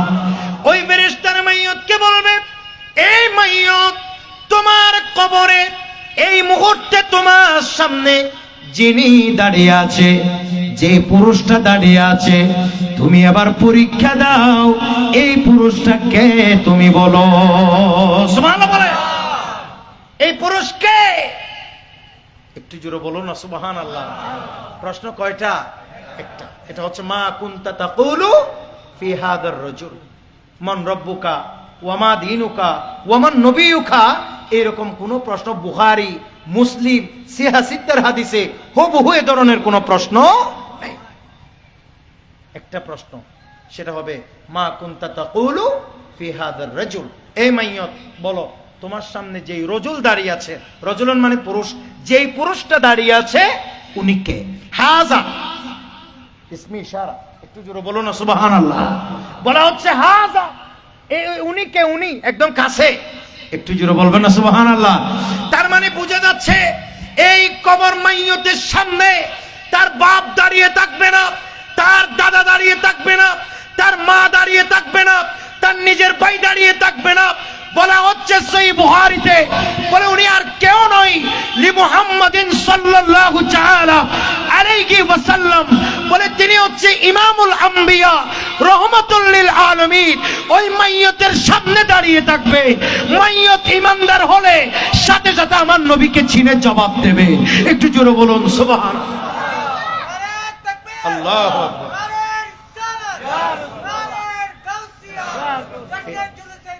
এ আল্লাহ পাক সুবহানাহু ওয়া তাআলা বলছেন, আল্লাযী খালাকাল মাউত ওয়াল হায়াতা লিয়াবলুয়াকুম আইয়ুকুম আহসানু আমালা। আমি তোমাদেরকে সৃষ্টি করেছি, তোমাদের হায়াত। আল্লাযী খালাকাল মাউত বলেছেন আল্লাহ, আমি তোমাদের হায়াত সৃষ্টি করেছি, আমি তোমাদের মওত সৃষ্টি করেছি। কি জন্য? আইয়ুকুম আহসানু আমালা, তোমরা কারা কারা নেক কাজ করছো, ভালো কাজ করছো, এটা পরীক্ষা করার জন্য। তার মানে এই দুনিয়াতে নবী করিম সাল্লাল্লাহু আলাইহি ওয়াসাল্লাম কেন্দ্রিক যত কাজ আছে এগুলি সব ভালো। জশ্নে জুলুস এটা নবীর মুহাব্বতে করা হয়, সেটা ভালো। ঈদ মিলাদুন নবী নবীর মুহাব্বতে করা হয়, সেটা ভালো। কিয়ামে মুস্তাফা নবীর মুহাব্বতে করা হয়, সেটা ভালো। মসজিদে গিয়ে সুন্নাত নামাজ নবীর মুহাব্বতে পড়া হয়, সেটা ভালো। এমনি ভাবে যত সুন্নাহ আছে সবগুলো নবীর মুহাব্বতে করা হয়, আর এগুলো সব ভালো, এগুলো সব ভালো কাজ। এই ভালো কাজ করার জন্যই আল্লাহ আমাদের সৃষ্টি করেছেন। একটু জোরে বলুন সুবহানাল্লাহ। কাজেই আমাদেরকে সেদিকে লক্ষ্য রাখতে হবে। আজ চতুর্দিকে বাতিলপন্থীরা আমাদেরকে বিভিন্নভাবে মিসগাইড করছে, আমাদের ছেলে মেয়েরা নষ্ট হয়ে যাচ্ছে। বিশেষ করে বারবার বলি, যারা প্রবাসে গিয়ে তারা ঈমান, অনেকে ঈমান হারিয়ে আসছে। বল সৌদি আরব এটা দেখছি, দুবাইতে এটা দেখছি, কাতারে এটা দেখছি, কুয়েতে এটা। আরে ভাই, আপনি দেখছেন আর কি, সেখানে তো সব বাঙালি মানুষ না, বিভিন্ন দেশের মানুষ আছে, আমাদের বাংলাদেশেরও আছে। আপনি কোন দেশের কি কালচার দেখছেন, সেটা আপনি আমাদের দেশের সাথে তুলনা করে একটা নিছক বোকামি ছাড়া আর কিছু নয়। কথা বলেন ঠিক কিনা? কিন্তু হ্যাঁ, অনেক প্রবাসী ভাইয়েরা সেখানে গিয়েও সুন্নিয়তের জন্য আপ্রাণ চেষ্টা করছে, লড়াই করছে। এমনকি গ্রামে গঞ্জে এরকম মাহফিল হলেও সেখানেও তারা দান করার চেষ্টা করছে। কথা বলেন ঠিক কিনা? আমরা সকল প্রবাসী ভাইদের জন্য দোয়া করছি, আল্লাহ তাআলা সকলের প্রবাস জীবনকে সুখময় করুক। সকলে বলুন আমিন। আল্লাহ আমাদের বাংলাদেশের পরিস্থিতিকে শান্ত করে দিক। সকলে বলেন আমিন। আজকের এই মাহফিলকে কবুল করুন। ওয়া মা আলাইনা ইল্লাল বালাগ। আসসালামু আলাইকুম ওয়া রাহমাতুল্লাহি ওয়া বারাকাতুহু। মারহাবা মারহাবা। এ পর্যায়ে মিলাদকে নিয়ে আসছেন আপনাদের সুপরিচিত দ্বীনি শিক্ষা নিকেতন বেতাগী রহমানিয়া জামিউল উলুম সিনিয়র মাদ্রাসার মুদারিস ভাই মোহাম্মদ মুফাসসিল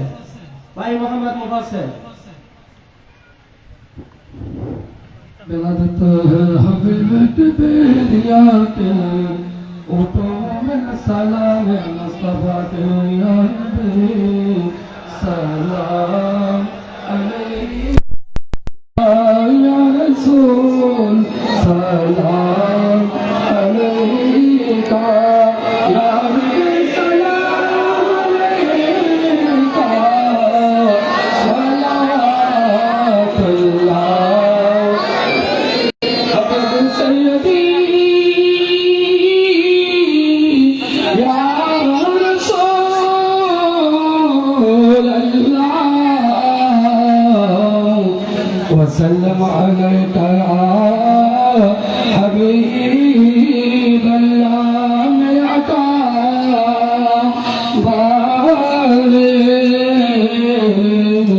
ربيع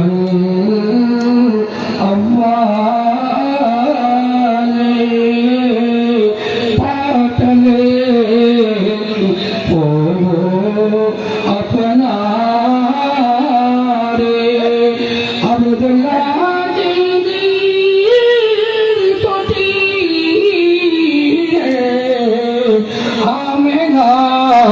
बीबी ओ दोरी या नबी सलाम अलैका या रसूल सलाम या हबीब सलाम अलैका सलावतुल्लाह गौस पाक ख्वाजा पिया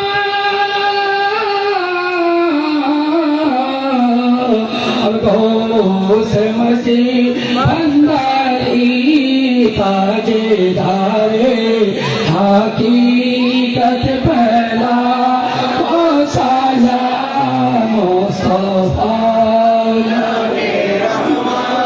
पहला को सलाम तुम्हें भज में हिदायत पहला को सलाम जो तो मुश्किल कुशा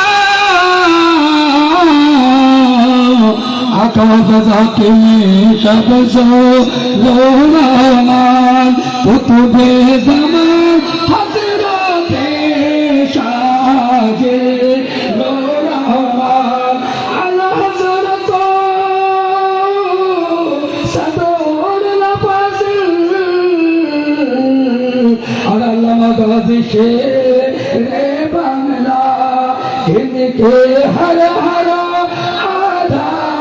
सुनते मुस्तफा से फिरे थोड़ी कट पहला तो सलाम मुस्तफा जाने रहमत पहला तो सलाम शमे भज में हिदायत पहला तो بكماله كشف الدجى بجماله حسنت جميع صالح صل عليه وآله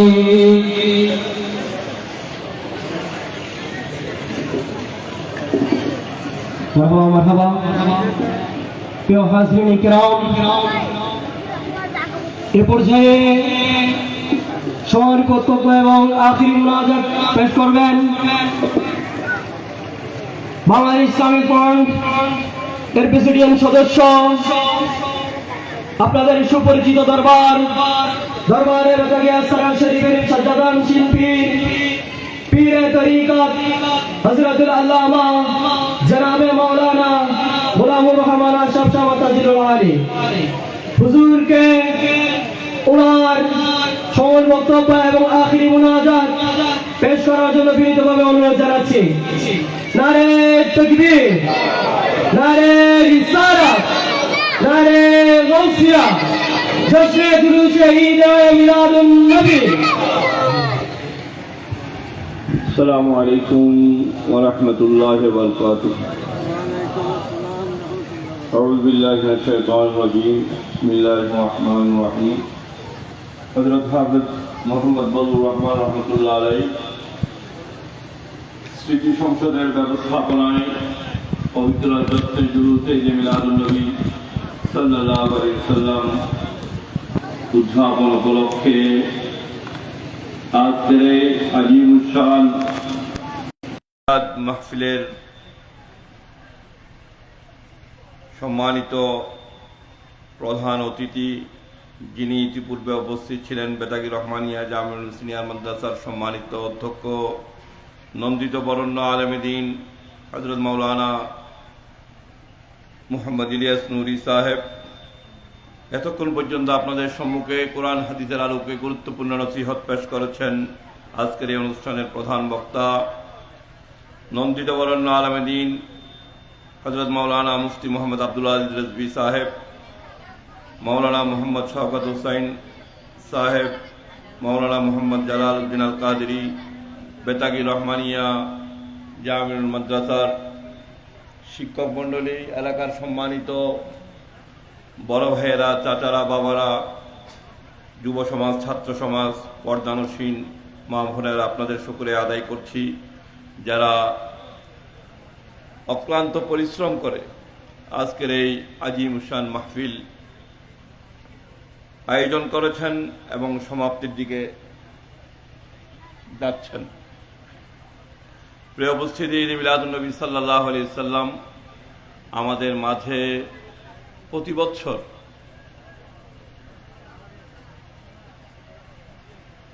উদযাপন করি। আমাদের মাঝে ঘুরে পশ্চিম আকাশে যখন ঈদে মিলাদুন নবী সাল্লাল্লাহু আলাইহি ওয়াসাল্লামের চাঁদ দেখা যায় রবিউল আউয়াল মাসে, নবী প্রেমিকরা ঐক্যবদ্ধ হয়ে ঈমানী প্রেরণায় রাসূল পাক সাল্লাল্লাহু আলাইহি ওয়াসাল্লামের শুভাগমনকে কেন্দ্র করে আজিমুশ শান মাহফিল পৃথিবীর দেশে দেশে পালিত হয়ে আসছে। যে অনুষ্ঠানগুলো এক সময় যারা ভালো জ্ঞান গরিমা, যারা উর্দু, ফার্সি, আরবি কিতাবগুলো পড়তে পারতেন, তারা দেখেছে, লিখেছে, বলেছেন পৃথিবীর বিভিন্ন প্রান্তে যুগ যুগ ধরে ঈদে মিলাদুন নবী সাল্লাল্লাহু আলাইহি ওয়াসাল্লাম উদযাপন হয়ে আসছে। রাসূল পাক সাল্লাল্লাহু আলাইহি ওয়াসাল্লাম ওনার জীবদ্দশায় সোমবারে রোজা রাখতেন ওনার জন্মের রব্বুল আলামিনের শুকরিয়া আদায় করার জন্য। এইভাবে রাসূল পাক সাল্লাল্লাহু আলাইহি ওয়াসাল্লামের উপর দরুদ পাক, নাত রাসূল সাল্লাল্লাহু আলাইহি ওয়াসাল্লাম, সালাতু সালাম, পরে ফাতিহা খানি যুগ যুগ ধরে আমাদের মুসলিম জাহানে মুসলমানরা মাহফিল পালিত করে আসছেন। আজকের এই অনুষ্ঠানও তার ব্যতিক্রম নয়।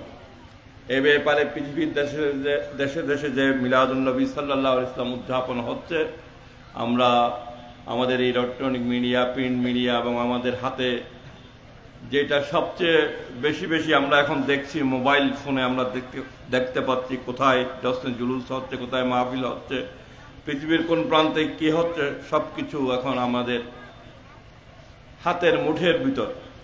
সুতরাং এই ভালো কাজ ঈমানি প্রেরণার উৎস। ঈমান আগে, নামাজ, রোজা, দান, খায়রাত, সাদকা পরে।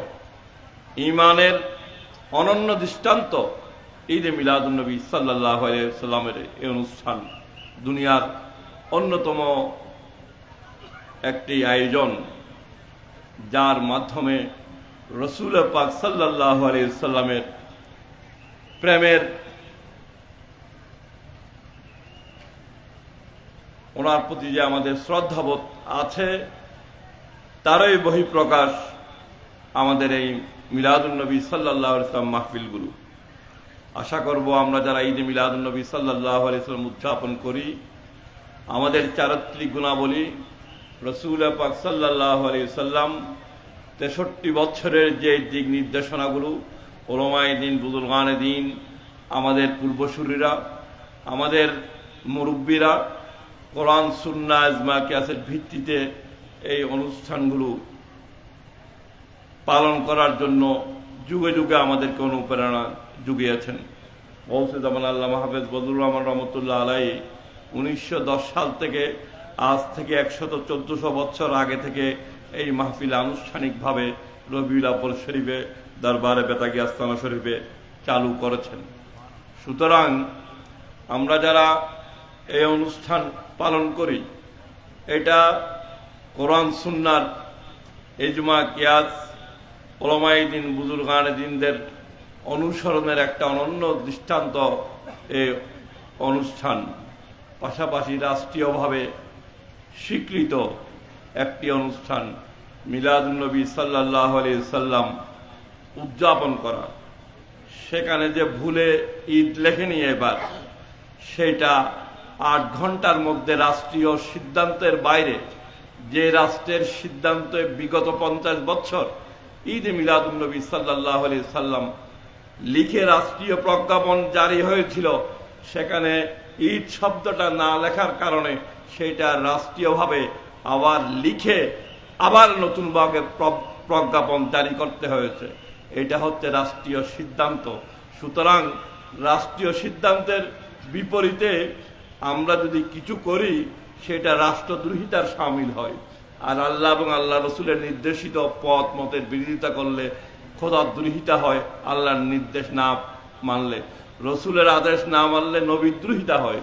সুতরাং আমরা আল্লাহ এবং আল্লাহ রসুলের বিরুদ্ধে চারণ করব না, এবং রাষ্ট্রীয় যে নীতি এটারও বিরোধিতা করব না। রব্বুল আলামিন আমাদের সবাইকে ঈদে মিলাদুন নবী সাল্লাল্লাহু আলাইহি সাল্লাম উদযাপন করার তৌফিক দান করুন। সাথে সাথে রাসূল পাক সাল্লাল্লাহু আলাইহি সাল্লামের যে পারিবারিক দিক নির্দেশনা, সামাজিক দিক নির্দেশনা, আমাদের লেখাপড়া, চালচলন, আচার আচরণ, দেশপ্রেম, স্বাধীনতা, সার্বভৌমত্ব, প্রতিটি কাজে রাসূল পাক সাল্লাল্লাহু আলাইহি ওয়াসাল্লাম সুন্নাহ মোতাবেক বড়দেরকে সম্মান করা, শিক্ষকদেরকে যথাযথ সম্মান প্রদর্শন করা, পিতামাতার সেবা যত্ন করা, তাদেরকে সম্মান করা, এবং আমাদের যেই শরীর 3.5 হাত বোর্ডের যেই শরীর আমাদের রয়েছে, এইটার মধ্যে এইটার চালচলন, আচার আচরণ, কথাবার্তা, সমস্ত কিছু আল্লাহ এবং আল্লাহ রসুলের সন্তুষ্টি অর্জনের জন্য যেন আমার মন মানসিকতা, আমার হাত পা, আমার চিন্তা চেতনা, আমার চোখ, আমার জিহ্বা আল্লাহ এবং আল্লাহ রসুলের কাজে যেন ব্যয় হয়। স্মৃতি সংসদের সদস্যরা যারা আছে, যারা মিলাদুন নবী সাল্লাল্লাহু আলাইহি উদযাপন করে, যারা টাকা পয়সা, অর্থ সম্পদ দিয়ে যারা এই অনুষ্ঠানকে সুন্দর করেছেন, আলোকিত করেছেন, রব্বুল আলামিন যেন তাদের জীবনকে সুন্দর করে দেন, তাদেরকে যেন হেদায়েতের উপর প্রতিষ্ঠিত রাখে, তারা যেন কোরআন সুন্নাহ ইজমা কিয়াস, তারা যেন নামাজি হয়, তারা যেন সৎ কাজের আদেশ দিতে পারে, অসৎ কাজ থেকে বিরত থাকতে পারে, অসৎ কাজে বাধা প্রদান করতে পারে, সর্বোপরি তারা যেন দেশের জন্য, জাতির জন্য, সমাজের জন্য, পরিবারের জন্য, আকায়েদ আহলে সুন্নাত ওয়াল জামাতের জন্য, এদেশের স্বাধীনতা, সার্বভৌমত্বের জন্য, মানবতার বৃহত্তর কল্যাণে, গরিব দুঃখী মেহনতি মানুষের জন্য যেন রব্বুল আলামিন তাদেরকে অবদান রাখার সুযোগ দান করেন। পাশাপাশি এই মুহূর্তে যেটা প্রয়োজন সেটা হচ্ছে তরিকতপন্থীরা, আমরা যারা আহলে বাইত রাসূলকে সম্মান করি, আমরা যারা খুলাফায়ে রাশিদিনকে সম্মান করি, উম্মাহাতুল মুমিনিন, ওয়ালিয়ায়ে কামিল, বুজুর্গানে দ্বীন, আমরা যারা কাদেরিয়া, চিশতিয়া, নকশবন্দিয়া, মুজাদ্দিদিয়া তরিকার অনুসারী, পীর মুর্শিদের দরবারের আমরা তরিকতের অনুসরণ করি, আমরা সুন্নি মুসলমানরা যেন ঐক্যবদ্ধ থাকি এবং আহলে সুন্নাত ওয়াল জামাতের মতাদর্শের সমস্ত সাংগঠনিক কর্মকাণ্ডকে শারীরিকভাবে, মানসিকভাবে, আর্থিকভাবে বৃহত্তর সুন্নি গণজাগরণ সৃষ্টির লক্ষ্যে সবাইকে ঐক্যবদ্ধ থাকা এখন সময়ের দাবি, এবং সব সময় সুন্নিয়তের পক্ষে কথা যারা বলছে তাদেরকে সহযোগিতা করা আমাদের ঈমানি দায়িত্ব। রব্বুল আলামিন যেন আমাদের সবাইকে সেই তৌফিক দান করেন। আল্লাহুম্মা আমিন। রব্বানা যালামনা আনফুসানা ওয়া ইল্লাম তাগফির লানা ওয়া তারহামনা লানাকুনান্না মিনাল খাসিরিন। সালাতু ওয়া সালামু আলাইকা সাইয়্যিদি ইয়া রাসূলুল্লাহ, সালাতু ওয়া সালামু আলাইকা সাইয়্যিদি ইয়া হাবিবাল্লাহ, সালাতু ওয়া সালামু আলাইকা রাহমাতুল আলামিন ওয়া আলা আলিকা ওয়া আসহাবিকা শাফিউল মুজলামিন। খোদাবন্দ কুদ্দুস আজকের এই মাহফিল যারা আয়োজন করেছেন, যারা টাকা পয়সা অর্থ শ্রম দিয়ে তাবরুকাতের ব্যবস্থা করে কোরআন সুন্নাহ ইজমা কিয়াসের আলোকে ওলামায়ে দ্বীনগণ যারা আজকে বক্তব্য রেখেছেন, রব্বুল আলামিন এই সমস্ত বক্তব্যগুলো আমাদের আমল জিন্দেগির মাঝে আমল করার তৌফিক দান করুন। রব্বুল আলামিন আমাদের বিগত দিনের সমস্ত গুনাহ খাতাকে ক্ষমা করে দিন আল্লাহ। আগামী দিনের সুন্দর জীবন দান করুন আল্লাহ। রবিউল আব্বাল শরীফের এই মাহফিল জীবনের মধ্যে বারে আয়োজন করার এবং আমাদেরকে আয়োজনের মধ্যে সম্পৃক্ত থাকার তৌফিক দান করুন। দেশে বিদেশে প্রবাসে পৃথিবীর বিভিন্ন প্রান্ত থেকে যারা টাকা পয়সা দিয়েছেন, দেশের মধ্য থেকে মা বোনেরা, বাবারা, চাচারা, খালারা, ফুফারা, ভাইয়েরা যারা টাকা পয়সা সংগ্রহ করেছেন তাদের সমস্ত দানকে কবুল আর মঞ্জুর ফরমা আল্লাহ। সমস্ত সওয়াব শফিউল মুসলিমিন রহমাতুল্লাহ আলামিন সাইয়্যিদানা মুহাম্মদ রাসূলুল্লাহ সাল্লাল্লাহু আলাইহি ওয়াসাল্লাম দরবার পাকে পৌঁছে দিন। আলে বাইত রাসূল, সাহাবায়ে ইকরাম, উম্মাহাতুল মুমিনিন, খুলাফায়ে রাশিদিন, দুনিয়াতে শেষ বন্দর ইসলামকে প্রতিষ্ঠা করার জন্য যারা শহীদ হয়ে সকালে দরবার পাকে পৌঁছে দিন। ইমাম আবু হানিফা মাযহাবের সমস্ত ইমামদের দরবার পাকে পৌঁছে দিন।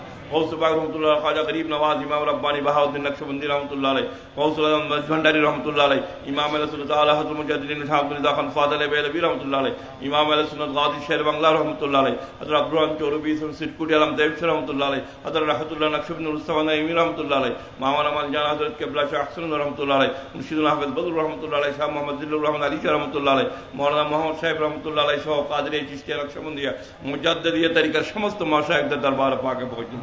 ইমাম আহলে সুন্নাত কাজী ইসলাম হাশেমি রহমতুল্লাহ আলাইহি, শেরে মিল্লাত মুফতি ওবাইদুল হক নাইম আল্লামা জালালুল্লাহ মুফতি দিরদারি সৈয়দ নূর মোহাম্মদ উসমান রহমতুল্লাহ আলাইহি, মাওলানা বাকি বিল্লাহ নূর ইসলাম ফারুকী রহমতুল্লাহ, তো হাফেজ আহমেদ জলিল রহমতুল্লাহ আলাইহি, আবুল ইসলাম মুজাদ্দিদ আল মুদানি রহমতুল্লাহ, সৈয়দ শামসুল্লাহ রহমতুল্লাহ আলাইহি সহ আল্লাহ পৃথিবীর দেশে দেশে আল্লাহ ওয়ালি কামিল বুজুর্গানরা যারা আছেন, আমাদের পূর্বসূরীরা যারা আছেন, গত বছর যারা রবিউল আব্বাল শরীফে আমাদের মাঝে ছিল, এই মাহফিলে ছিল, এলাকাবাসী আমাদের প্রত্যেকের মা বাবা দাদা দিদি নানি খালা ফুফা যারা চাচি শ্বশুর শাশুড়ি বংশ পরম্পরায় যারা ইন্তেকাল হয়ে গেছেন তাদের সকলের রূহ মুবারকে পৌঁছিয়ে তাদের সবাইকে জান্নাতুল ফেরদৌস নসিব করুন আল্লাহ।